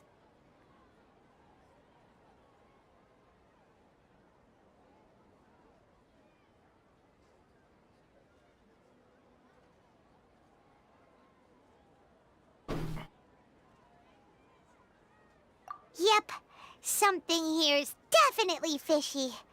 Let's get to the bottom of this tomorrow.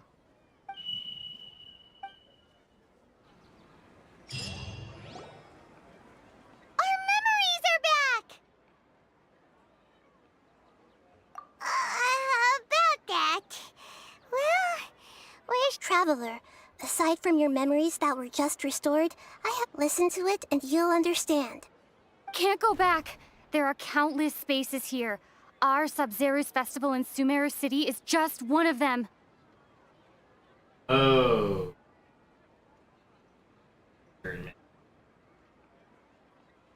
Traveler, you should be missing 2 days' worth of memories. Paimon will fill you in. It's time to carry out our plan from yesterday. Okay, let's go!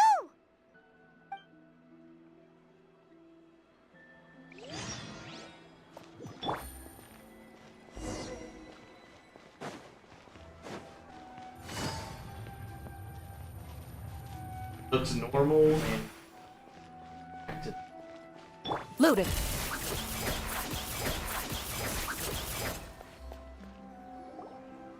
Why can't we leave the city? What is the Academia up to now? Don't ask me. It's not like I can tell you anything. This is a direct order from the Grand Sage. Just wait until tomorrow.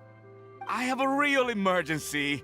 My goods have already arrived at Port Ormos. If I don't hurry, they'll be stolen. That's your problem. Make sure you make a request in advance next time. But it's not like you can just predict business matters in advance. It looks like the Academia already announced a lockdown for Sumeru City today. How completely unsurprising. Let's go and question them. Hello, sir. Why can't we leave the city today? Here we go again. Don't ask me. I don't know either. We just received an order that no one is allowed to enter or exit Sumeru today.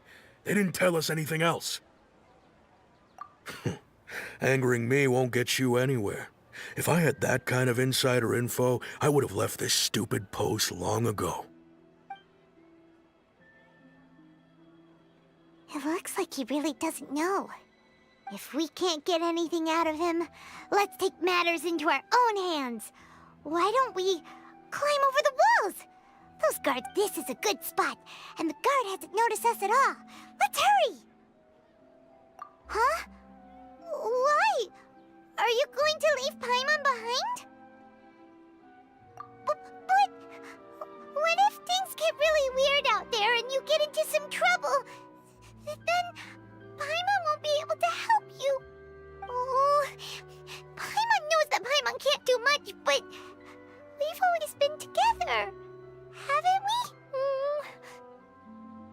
Okay. Paimon will wait for you. Promise Paimon that you'll come back as soon as possible. Just a quick look. And please, be careful.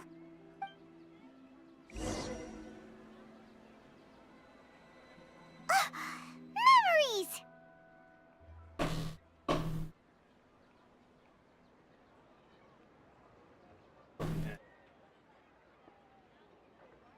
Traveler!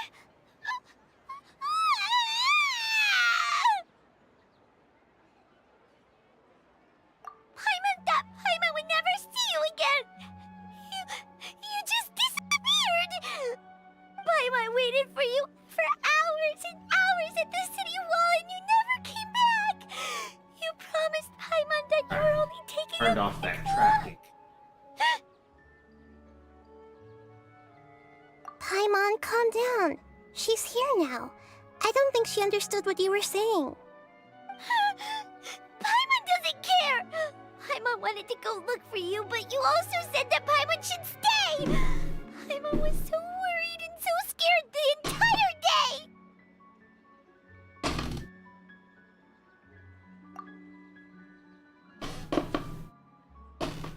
That's not possible. Okay. Paimon will forgive you. The most important thing is that you didn't actually disappear. Oh, Paimon was so scared that you had gone into another world. Okay, Paimon, can you tell us your perspective of what really happened yesterday? I see. Using two people's different perspectives. After that, you left the city. Paimon kept her eyes on you the whole time, but then you disappeared in an instant.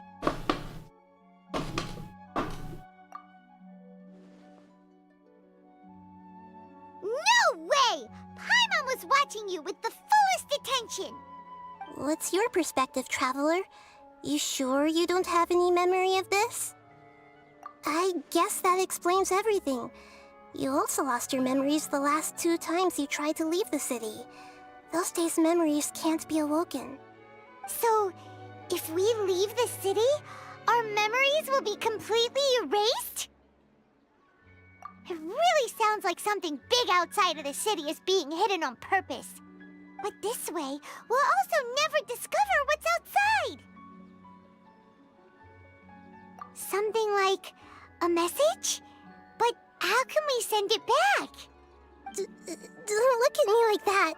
I'm not used to being stared at. Well... Okay. You want something that can pass on messages, right? Give me some time and take care of Dunyarzad for me. Yep! Now we're talking!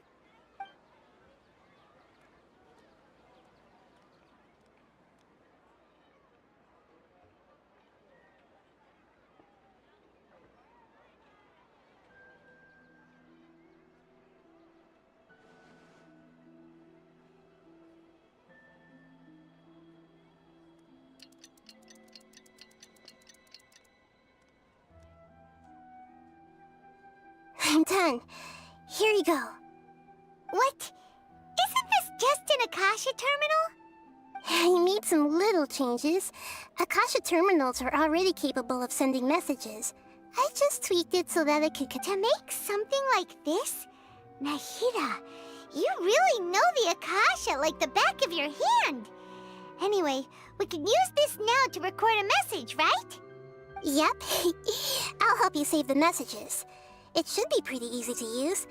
I just can't guarantee the user's status and signal coverage when they're outside the city. We'll never know until we try. At least we're taking the initiative now. Let's go then. Let's expose those sages. All right. Paimon isn't as worried about being... Okay. See you tomorrow, Traveler. That covers everything that's happened so far. Yes. Although the signal was choppy and had some interference, we still managed to receive 2 messages from you when you were outside. Okay, now that you understand what's going on, let's hear the messages together.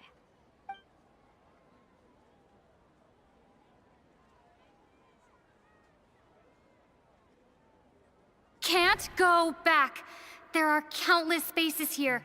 Our Sub-Zero's festival in Sumeru City is just one of them. I've entered another space. Before me are flowing sandstone and howling fish. Impossible and surreal sights. All these spaces are empty, except for the occasional ones that contain mute puppets rather than people. I can't sense any human presence.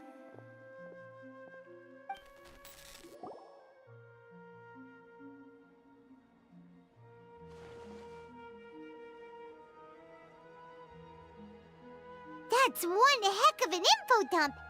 It sounds like you left the Sumeru City space when you set foot outside of the walls. But everything looked completely normal when Paimon was looking out from the inside. That's unbelievable. And if we take your word for it, the other spaces all had very weird contents. There's another part here. I only received it last night. These spaces have been disappearing, one after the other, absorbed by something like a sun in the sky. And now, even the final space has also disappeared. Behind me, A lot of spaces just appeared again from thin air. I get it now.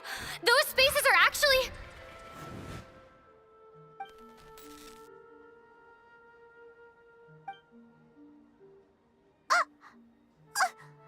Why did the message end right there? What did the Traveler want to say? What are those spaces? Probably because yesterday just happened to end at that moment. Oh, right. Paimon did hear a beep from the Akasha. Did it come from here or from the message? The message. It should have come from the Traveler's Akasha terminal. After the beep, Traveler said even the final spaces also disappeared. Traveler, what do you think that final space could have been? All the bizarre spaces I saw outside the city had one thing in common. A lack of human presence. All the bizarre spaces... Was that space actually the real world? But wouldn't a real space just randomly disappearing like that be catastrophic? My impression is that each day in this samsara only ends at the sound of that beep from the Akasha.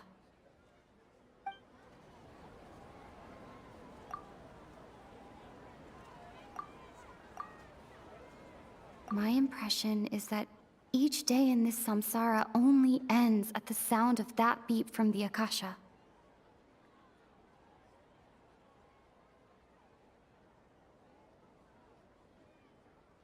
You're inside the...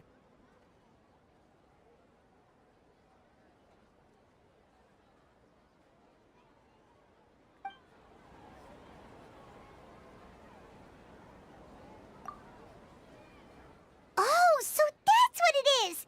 After the sound of the beep, the final space, the Sub-Zero's festival, also disappears, and we're taken to the next day. Later on, Traveler also mentioned a bunch of new spaces materializing behind them. Do lots of new spaces appear every day? Paimon's head is spinning. Just what are these spaces anyhow? Well, consider this. For all the horrors of the Archon War, at its heart, it was just a game where a bunch of gods fought over 7 seats. So no matter how strange or spooky things may look on the surface, maybe all they point to in the end is a small and simple secret. Wow, the Archon War, huh? That's an analogy and a half.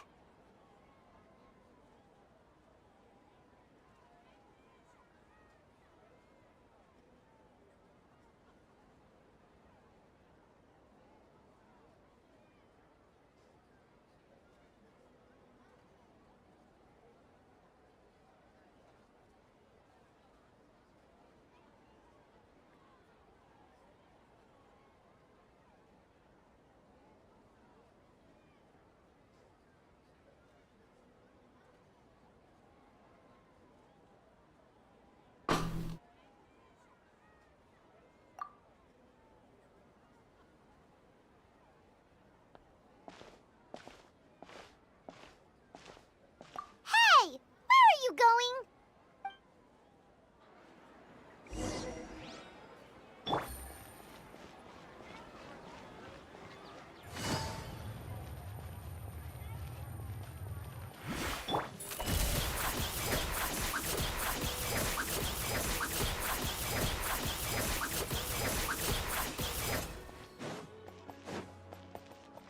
Why isn't...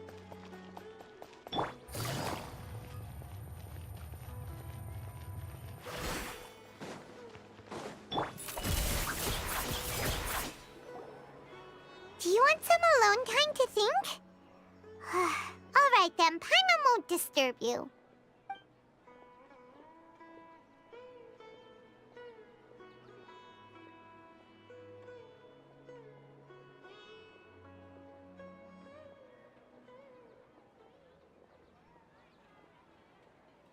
The dance of Sub-Zeros is about to begin.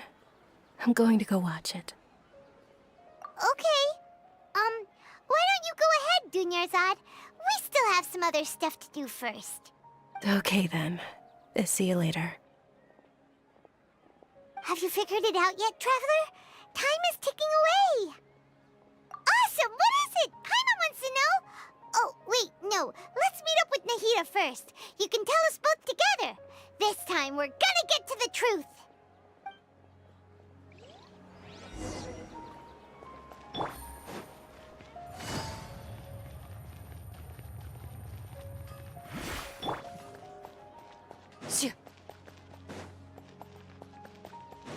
Into the shadows.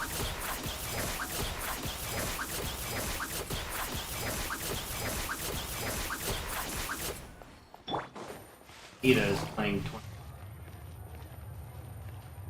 That's it. I assigned it. You're back! I've been waiting forever for you two. Judging by the looks on your faces, are you ready to take your Sub-Zero's exam and graduate from the festival?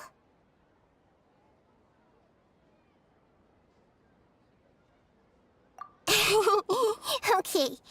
First off, have you discovered the hidden truth? Okay.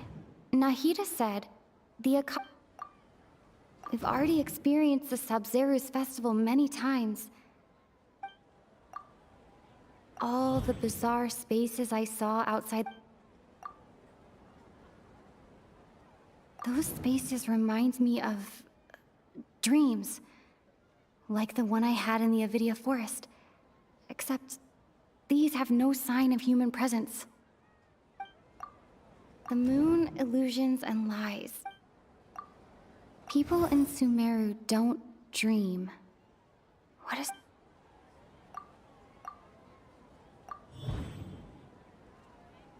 We are all in a dream. It isn't that the people of Sumeru don't dream. Rather, the Akasha is taking their dreams from them.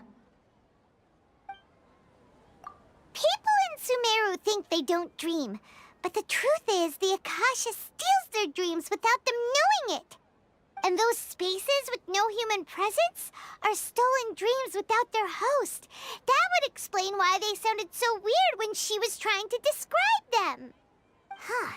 So people in Sumeru do dream after all. Correct answer. Now, how did you conclude that the Akasha is capable of this? The Akasha relies on the power of a gnosis to operate. Echo. It is the manifestation of the God of Wisdom's power. It compiles the wisdom of the entire populace. And it grants knowledge to the people.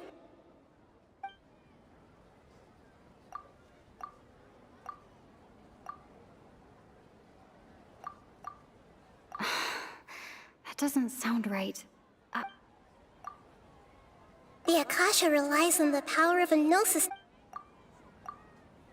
It is the manifestation.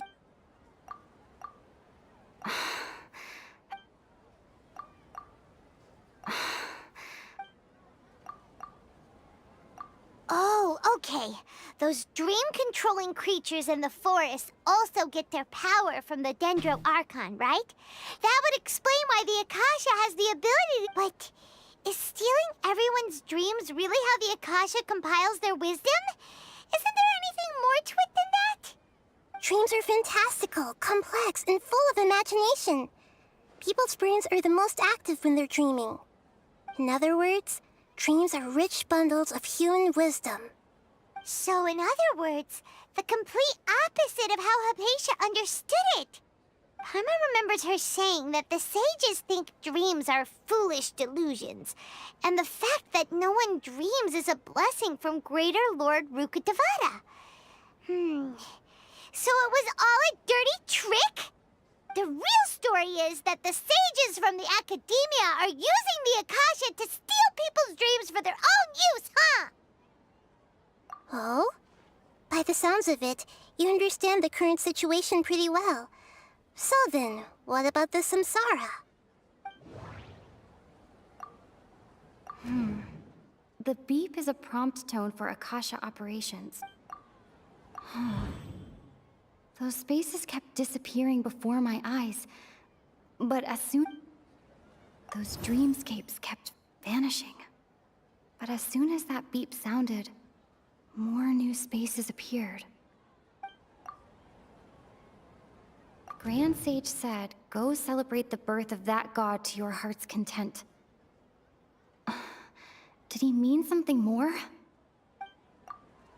My mind feels exhausted, even...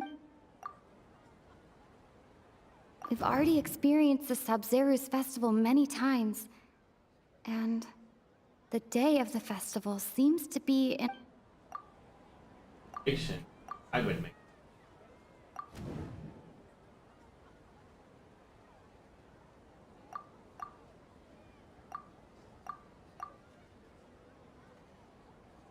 Correct.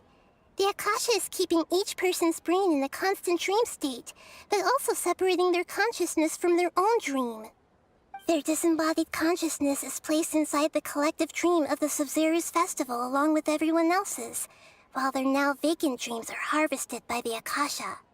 No one is any the wiser as another day passes in the dream, and so begins another samsara cycle. People wake up to yet another dream about the Sabzeruz festival. The dreams that belong to them are once again harvested by the Akasha, and so it continues.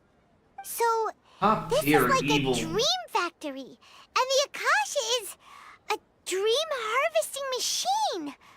Did Paimon get that analogy right? Very good, Paimon. Using analogies well is an excellent habit to get into. Okay, so that beep we keep hearing is actually from our real-life Akasha terminals. Taking off our terminals in this dream doesn't do anything. All right, last question. Who am I? Dendro Archon, but we already know that. They say that alchemical divination is the Dendro Archon's divine revelation. So then, if Nahida has referred to herself as the moon... Now that I think about it, wasn't illusions a hint that we're all dreaming? Now that I think about it, wasn't illusions hinting at the sage's deception of Sumeru's people? So you noticed. I thought that one would be the hardest question. That's why I put it last. That wasn't hard at all. Even Paimon guessed that. Everything about you is different. We just didn't want to expose you is all. Now that you mention it, Nahida, you've been hinting to us since the very beginning.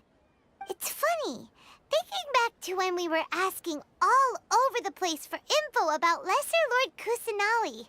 Paimon didn't expect to meet you like this. Yes, those can wait until we're back in real life. On the other hand, I'd be happy to answer any more questions you have about here and now. Alright, let's go all out. You asked me this question before. My answer was, it would literally blow your minds. Now that you know this is all a dream, this answer should hopefully make more sense. Have you heard the saying, don't wake a sleepwalker? Likewise, if someone suddenly had told you all this instead of you learning it on your own, your notion of reality and dream would be thrown into irreversible confusion. I couldn't expose you to that kind of risk. That's why I could only give you very subtle hints and some suggestions. Long story short, I'm really sorry I had to keep you guessing.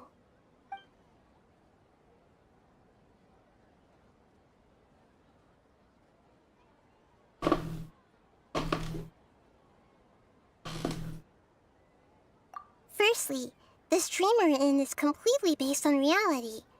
People have already experienced this Sabzeruz festival, so it would be very difficult for them to find anything that strikes them as surreal. Secondly, you're probably wondering why people don't have any memories from earlier samsara, right? That's because people don't remember their dreams most of the time anyway. And in any case, their actual dreams are being taken away from them by the Akasha. So whenever they wake up in this dream of the Sabzeruz festival, they don't remember anything from their previous identical dream. That reminds Paimon. Traveler had a dream when we were in the Avidia Forest, but couldn't see what it was about after waking up. Is that an example of what you mean? Yes. Only after receiving the blessing of Dendril can a person gain the Dendril element's dream-enhancing power. That explains the feelings of déjà vu.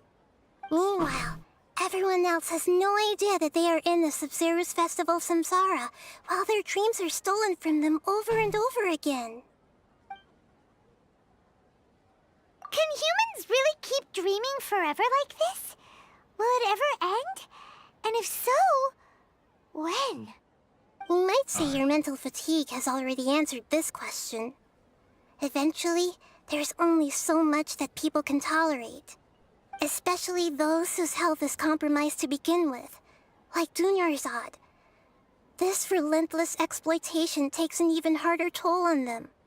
People's lives are at stake here, and nobody knows a thing! We've got to put a stop to this! I know, right? Why did they have to base this dream on my birthday? Could it really just be a coincidence? Or Even you them don't being know the reason? malicious. Wow, now that's strange. The Academia sages are determined to harvest lots of dreams in a short time, no matter the cost. They have to be up to no good. Unfortunately, I don't know anything about it. Traveler, do you have any information?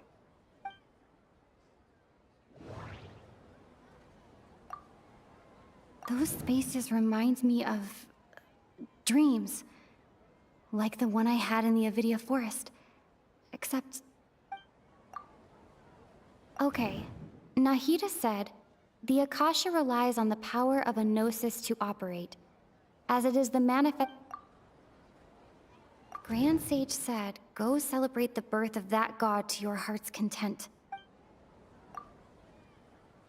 Celebrate the birth of that god? Could it mean... Literally malicious intent.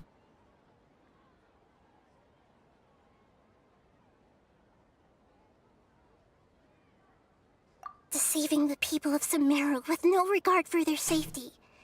No matter what they're trying to do, this is unforgivable. After we end the Sabzeruz Festival Samsara, we have to look into them. How can the sages of the Academia do this behind their Archon's back? This is ridiculous! In the end, I'm just the moon. The real sun is long gone. A sun and a moon? Nahida's talking in riddles again. Oh, we're out of time today. I'll tell you how to break free of the Samsara tomorrow. See you then.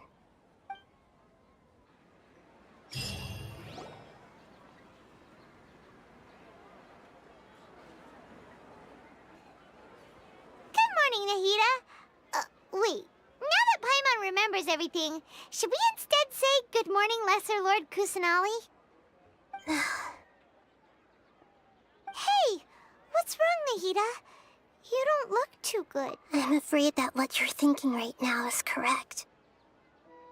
Did Dunyarzad already disappear? No way. Are we too late? The real Dunyarzad's consciousness has indeed disappeared. It can no longer endure the constant dream harvesting. Paimon can't believe it. Wait, so what about that other Dunyarzad? Just what is she? Is she also going to disappear? She's actually something like a puppet, but not completely. The real Dunyarzad's consciousness could no longer keep playing her role in this dream. So another Dunyarzad appeared to replace her in the dream. Just like the grass and the trees, that Dunyarzad is just a building block of the dream that helps to keep it going. But personality-wise, she's nothing like the real Dunyarzad. Puppets are stiff, and can't copy a living person's vitality. After all, they're just there as filler. You know, speaking of which, the old Dunyarzad might not have been too different from a puppet. Dunyarzad truly believed that she met you within her consciousness. And it was you who inspired her. So you do remember her after all. Yes. Back then, her family was overly protective of her. No one cared about her personality or thoughts. It was as if she only lived to stall her Elazar. I just gave her a little wisdom so she could look at life in a new way. So that she could be her own person. But even so, she's still... far from it. I'm still a long way off from being a real Archon. I couldn't even save her. If I were a competent Archon, I wouldn't have let my most faithful follower die at the Sabzeruz festival with so many regrets. Please don't beat yourself up over it, Nahida. It's the Sage's fault, and theirs alone. I'm not beating myself up. All I did was to rationally observe the distance between myself and a real Archon. Don't be like that, Nahida. Even real Archons are still allowed to be sad.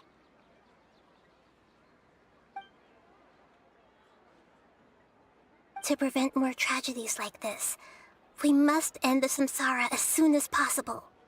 Great, but how do we do that? Although the Sabzeruz festival dream is under the Akasha's control, only humans can dream. Even the Akasha is unable to create them. That means this dream belongs to a host who created it.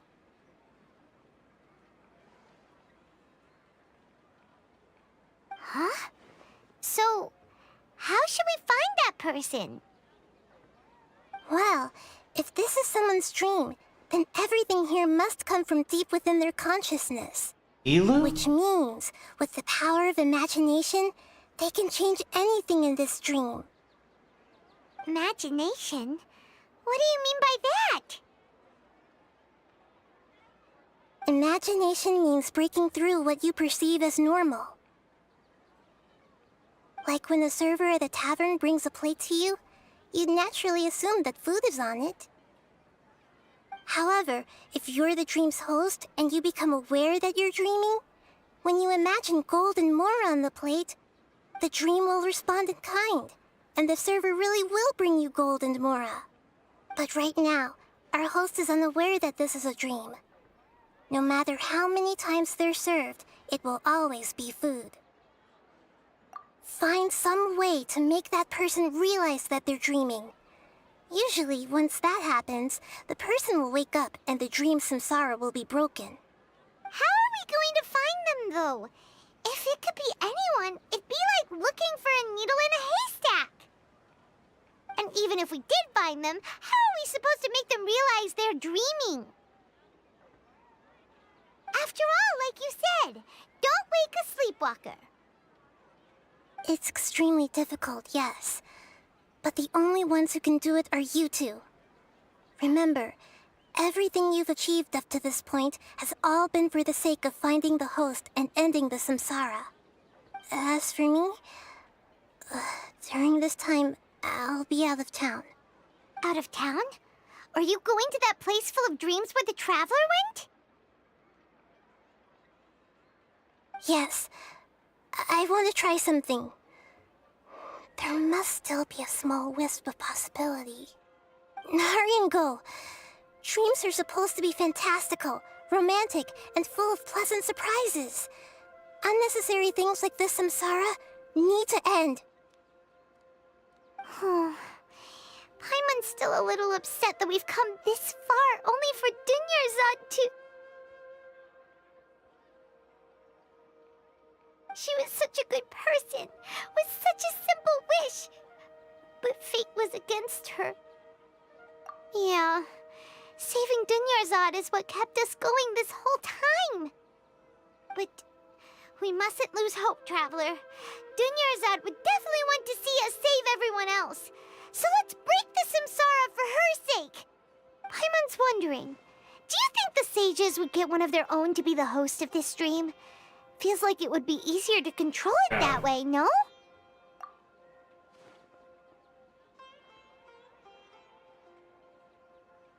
Huh. That's true.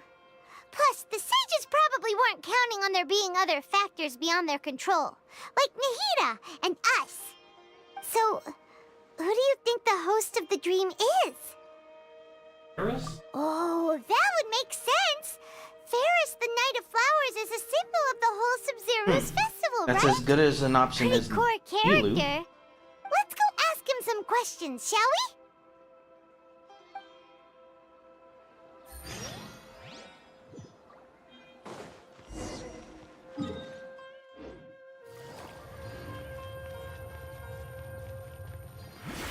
Ready.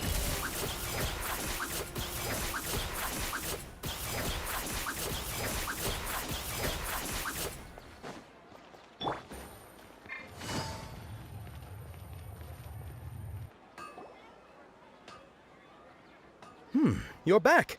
You left in a hurry last time. Is everything okay? Everything's fine. Just, An experiment? That came out of nowhere. I'm listening, though. What do you need me to do? could you make a wish? You want me to make a wish? Is that a new Sub-Zero's festival tradition or something? Less questions, more wishing! Okay. My wish. Okay. I'm a little nervous saying this out loud, but I want Miss Dunyarzad to be happy. Oh. I noticed earlier that she looked a bit down, and she wasn't really talking to anyone. She just doesn't seem like herself. She's always so gentle and kind, and all the kids love her. I've also wondered if the reason she asked me to be Fairest Knight of Flowers is because I'm special to her, or something. So, you have a crush on Dunyarzad? Oh, is it that obvious? After what I just said, I guess it is.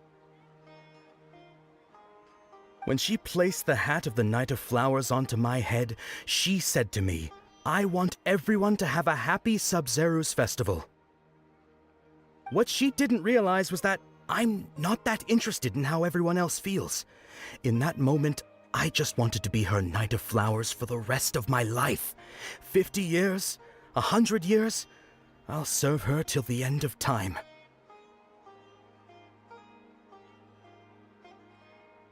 Okay, yeah, that was a bit much. Felt like the right moment to get it off my chest, but that was pretty embarrassing. Okay, I'm ready to make my wish. I would like Miss Dunyarzad to appear in front of me right now with a smile on her face. Here goes.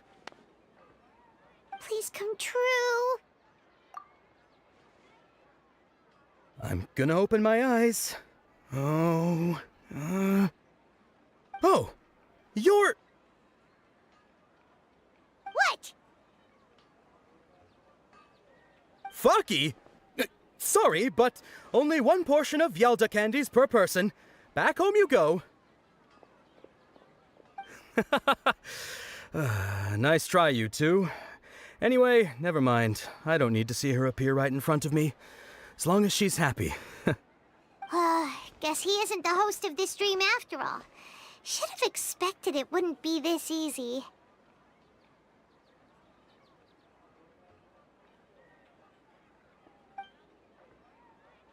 It seems like everyone who knows Dunyarzad loves her, but none of them has any idea that she... My lady, step back. That sounds like Dia! Oh, right. This is when Dunyarzad bumps and... Huh? But Dia can handle them! Hey, Traveler! Traveler wants to work off some frustration. Take it easy.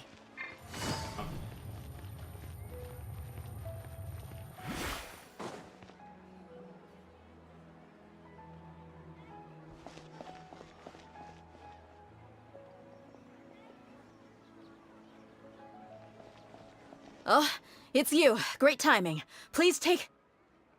Hey, this is my job. The homie Yannis pay me, not you. Fine, all right. Knock yourself out. Why are you so worked up anyway? It's not like I don't trust your fighting skills. Anyway, watch yourself.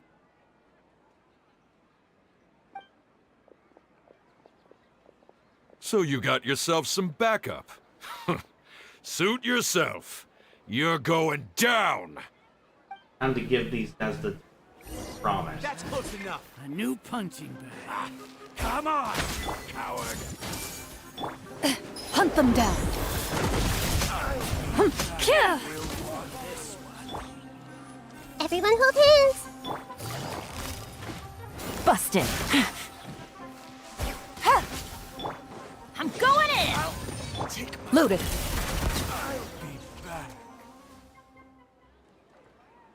Traveler, were you just taking your anger out on those guys? You and Nahida both. Dunyarzad wouldn't want to see you two like this. Oh, and speaking of her, Paimon just remembered something. Remember how during the first Sub-Zero's festival, before the Samsara started, we came here with Dunyarzad because she wanted to pick something up? She said it was because she had forgotten something. Okay, so Paimon's memory is working so far. Anyway, Paimon also remembers that she is staying somewhere around here. Yeah, even if it's only a tiny clue, it'll probably still help us more than this needle in a haystack search.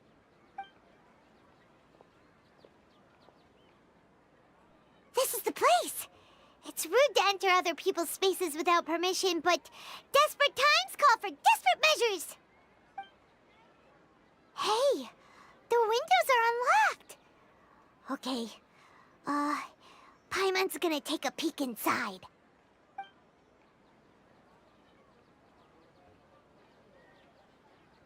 This was only a temporary residence, so there was pretty much nothing inside except this book on the table.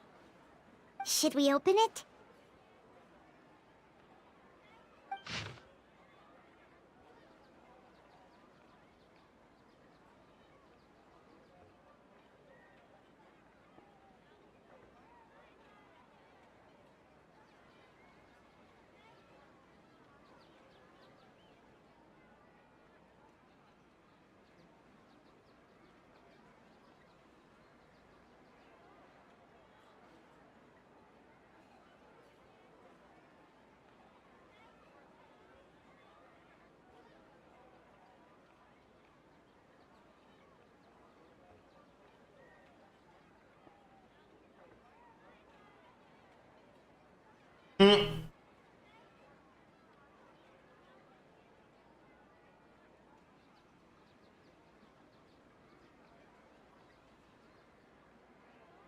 Wow.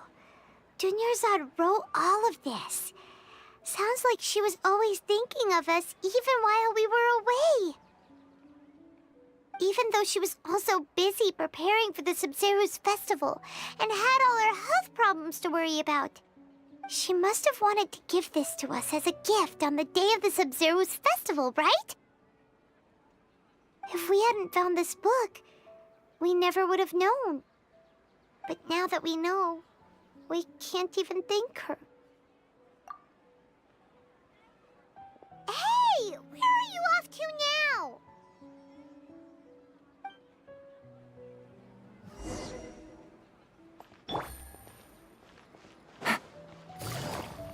Like talking to someone's grave.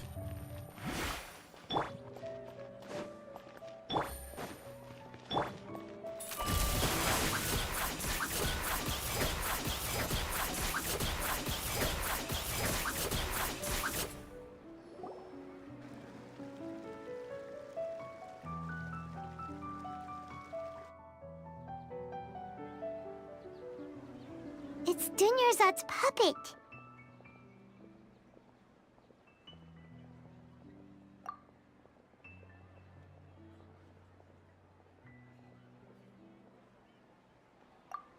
Traveler?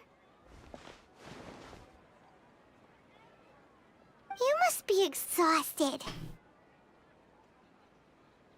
Come to think of it, We've been stuck in this place for a really, really long time.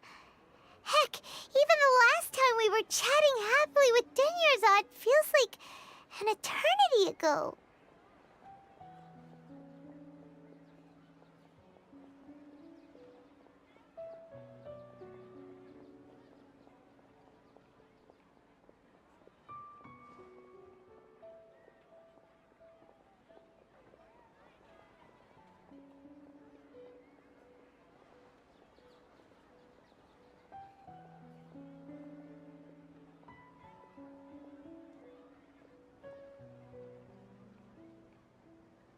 Paimon still remembers when we were sitting here, and the way her eyes sparkled when she talked about Nilou's Dance of Sub-Zerus. There will always be frustrations in life, but I know that the point of living is not to leave behind any regrets.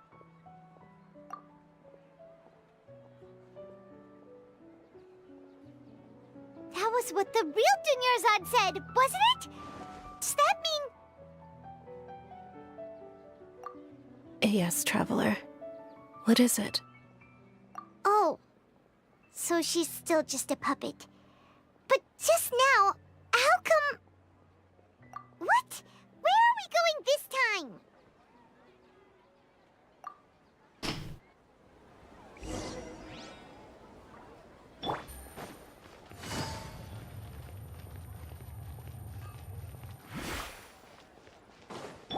Ready.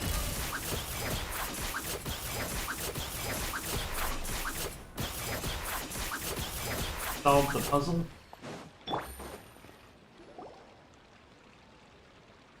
If you continue to resist, we will have to order an investigation into every single event organizer. The Grand Sage has already granted you much leniency. I advise that you exercise tact. How did things turn out like this?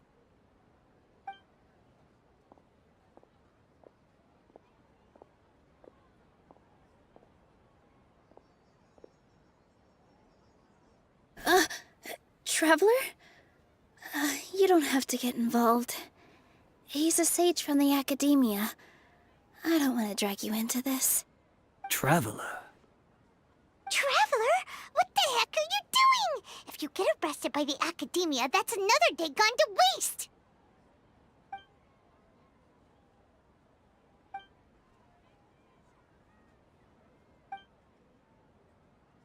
Wait, they're not reacting. Have they been scared stiff? Oh, of course! If this is the Sage's plan, they wouldn't put themselves through this. So they're just substitutes. What is this? What happened to the Grand Sage and his entourage? I knew it.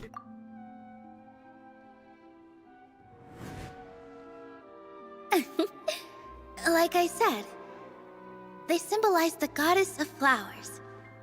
It's just a shame that all the real Padisaras went extinct after her death. Yes. The Greater Lord brought forth new Padisaras in memory of the goddess of flowers. But she ultimately could never truly replicate that beautiful shade of purple. Exactly the thing that. That beautiful shade of purple. Aren't these flowers real Padisaras? Just like the ones from the legend? I didn't even notice. Dunyarzad, did you find these? But didn't you just say all the real flowers went extinct after the goddess of flowers passed away? So, how? Yeah. What's going on here? Huh? You guys are acting weird. But okay, I'll try.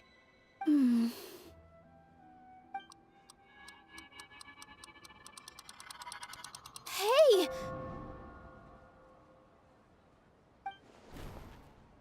They disappeared! So Nilou's the host! What a surprise! Purple Padisaras don't exist in the real world anymore! But in Nilu's subconscious, they can appear as decorations on the stage. It's just like the example Nahida told us. People assumed there will be food on a plate, and Nilu assumed there would be real Patisaras in the flower pots. So when you saw the flowers, you instantly knew it was Nilu? But if we want to end the samsara, we need the host to become aware that they're dreaming. How should we make Nilu realize that? Am I dreaming? Huh? So I'm right. Is this Lesser Lord Kusanali responding to our celebration of the Sabzeruz festival? I wish. Wrong guess, but you aren't completely wrong either. The point is, what made you think this is a dream? As far as you know, people in Sumeru don't dream, right? Yeah, but have you heard the tale of the first sage? To prevent a calamity, he went on a journey to find the Dendro Archon. Ooh, sounds familiar. Dunyarzad told us a story like that when we first arrived in Sumeru City. So it was about the first sage, huh? Yep, but in the part you heard, he hadn't become the first sage yet. There's more to the story. His piety and wisdom were acknowledged by the Dendro Archon, and she finally gave her blessing to him. All kinds of spectacular scenes appeared in front of the first sage, as if all the knowledge in the world was being painted onto a canvas right before him. He was captivated. After who knows how long, he mastered all the knowledge he could comprehend. Afterward, he said to the Dendro Archon, "I miss my parents, my wife, and my children. I've been away from home for far too long. They must be worried." The Dendro Archon smiled. The next second, the sage found himself lying in his bed, as if he had just woken up from a dream. His wife, lying next to him, said, "You're off to search for the Dendro Archon today, aren't you? Have a safe journey, my love."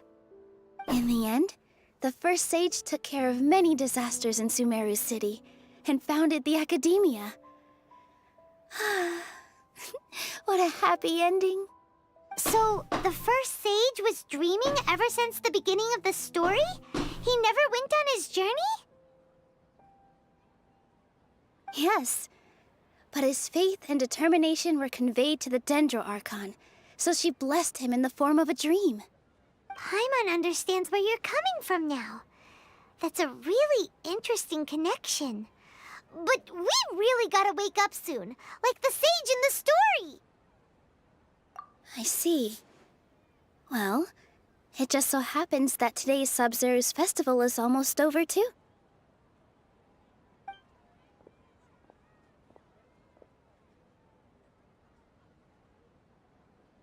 Since we're in a dream, let's make this final dance of Sabzeruz as beautiful as we can.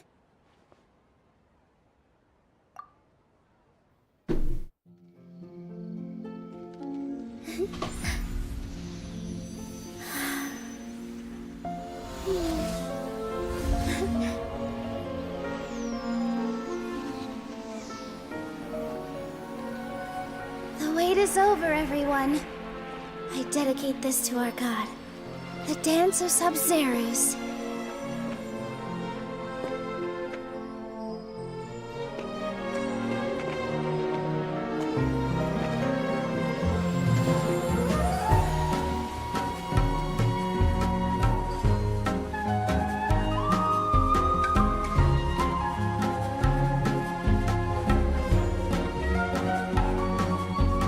These can be whatever.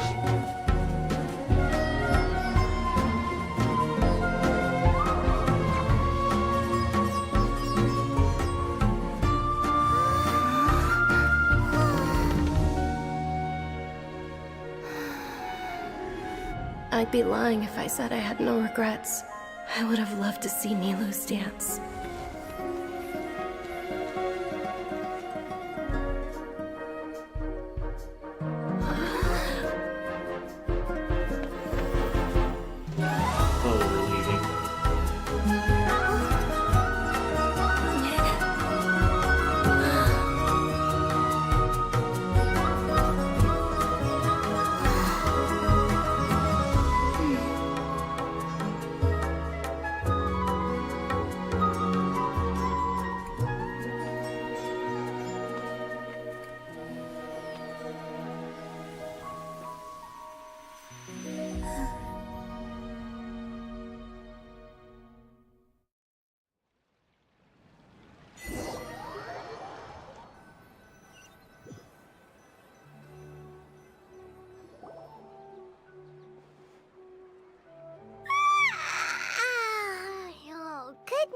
Traveler.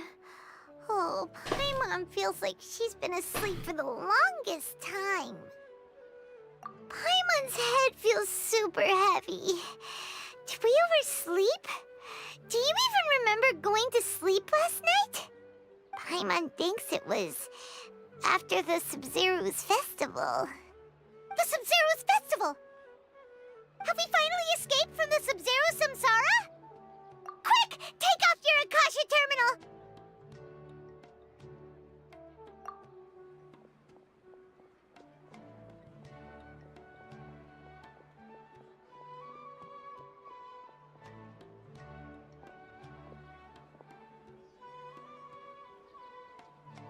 She's not in her room. What happened? Huh? What usual spot?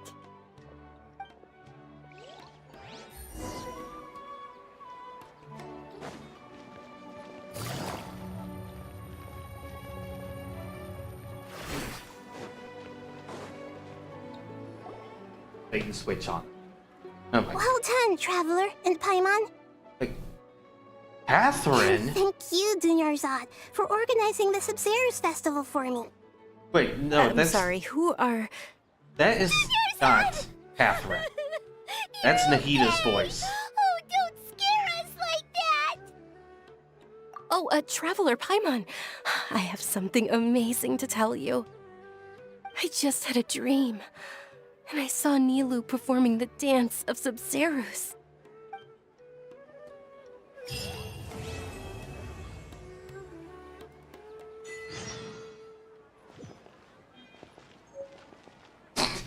Catherine is in quoting. Yeah, that's not Catherine. That's Nahida. Okay. We are out of the time loop. I think that's good.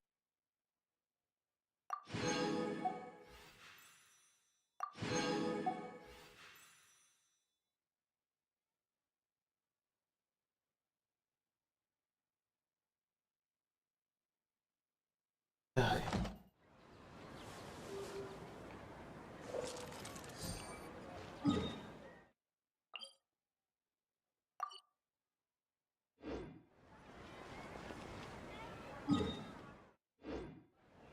I want it.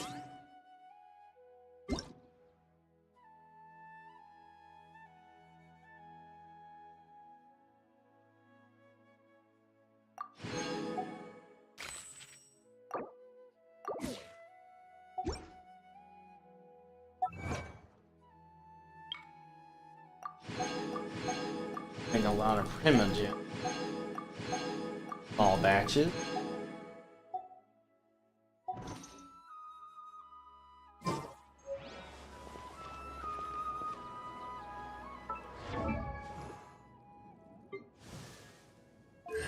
I finally can open one of these constellations.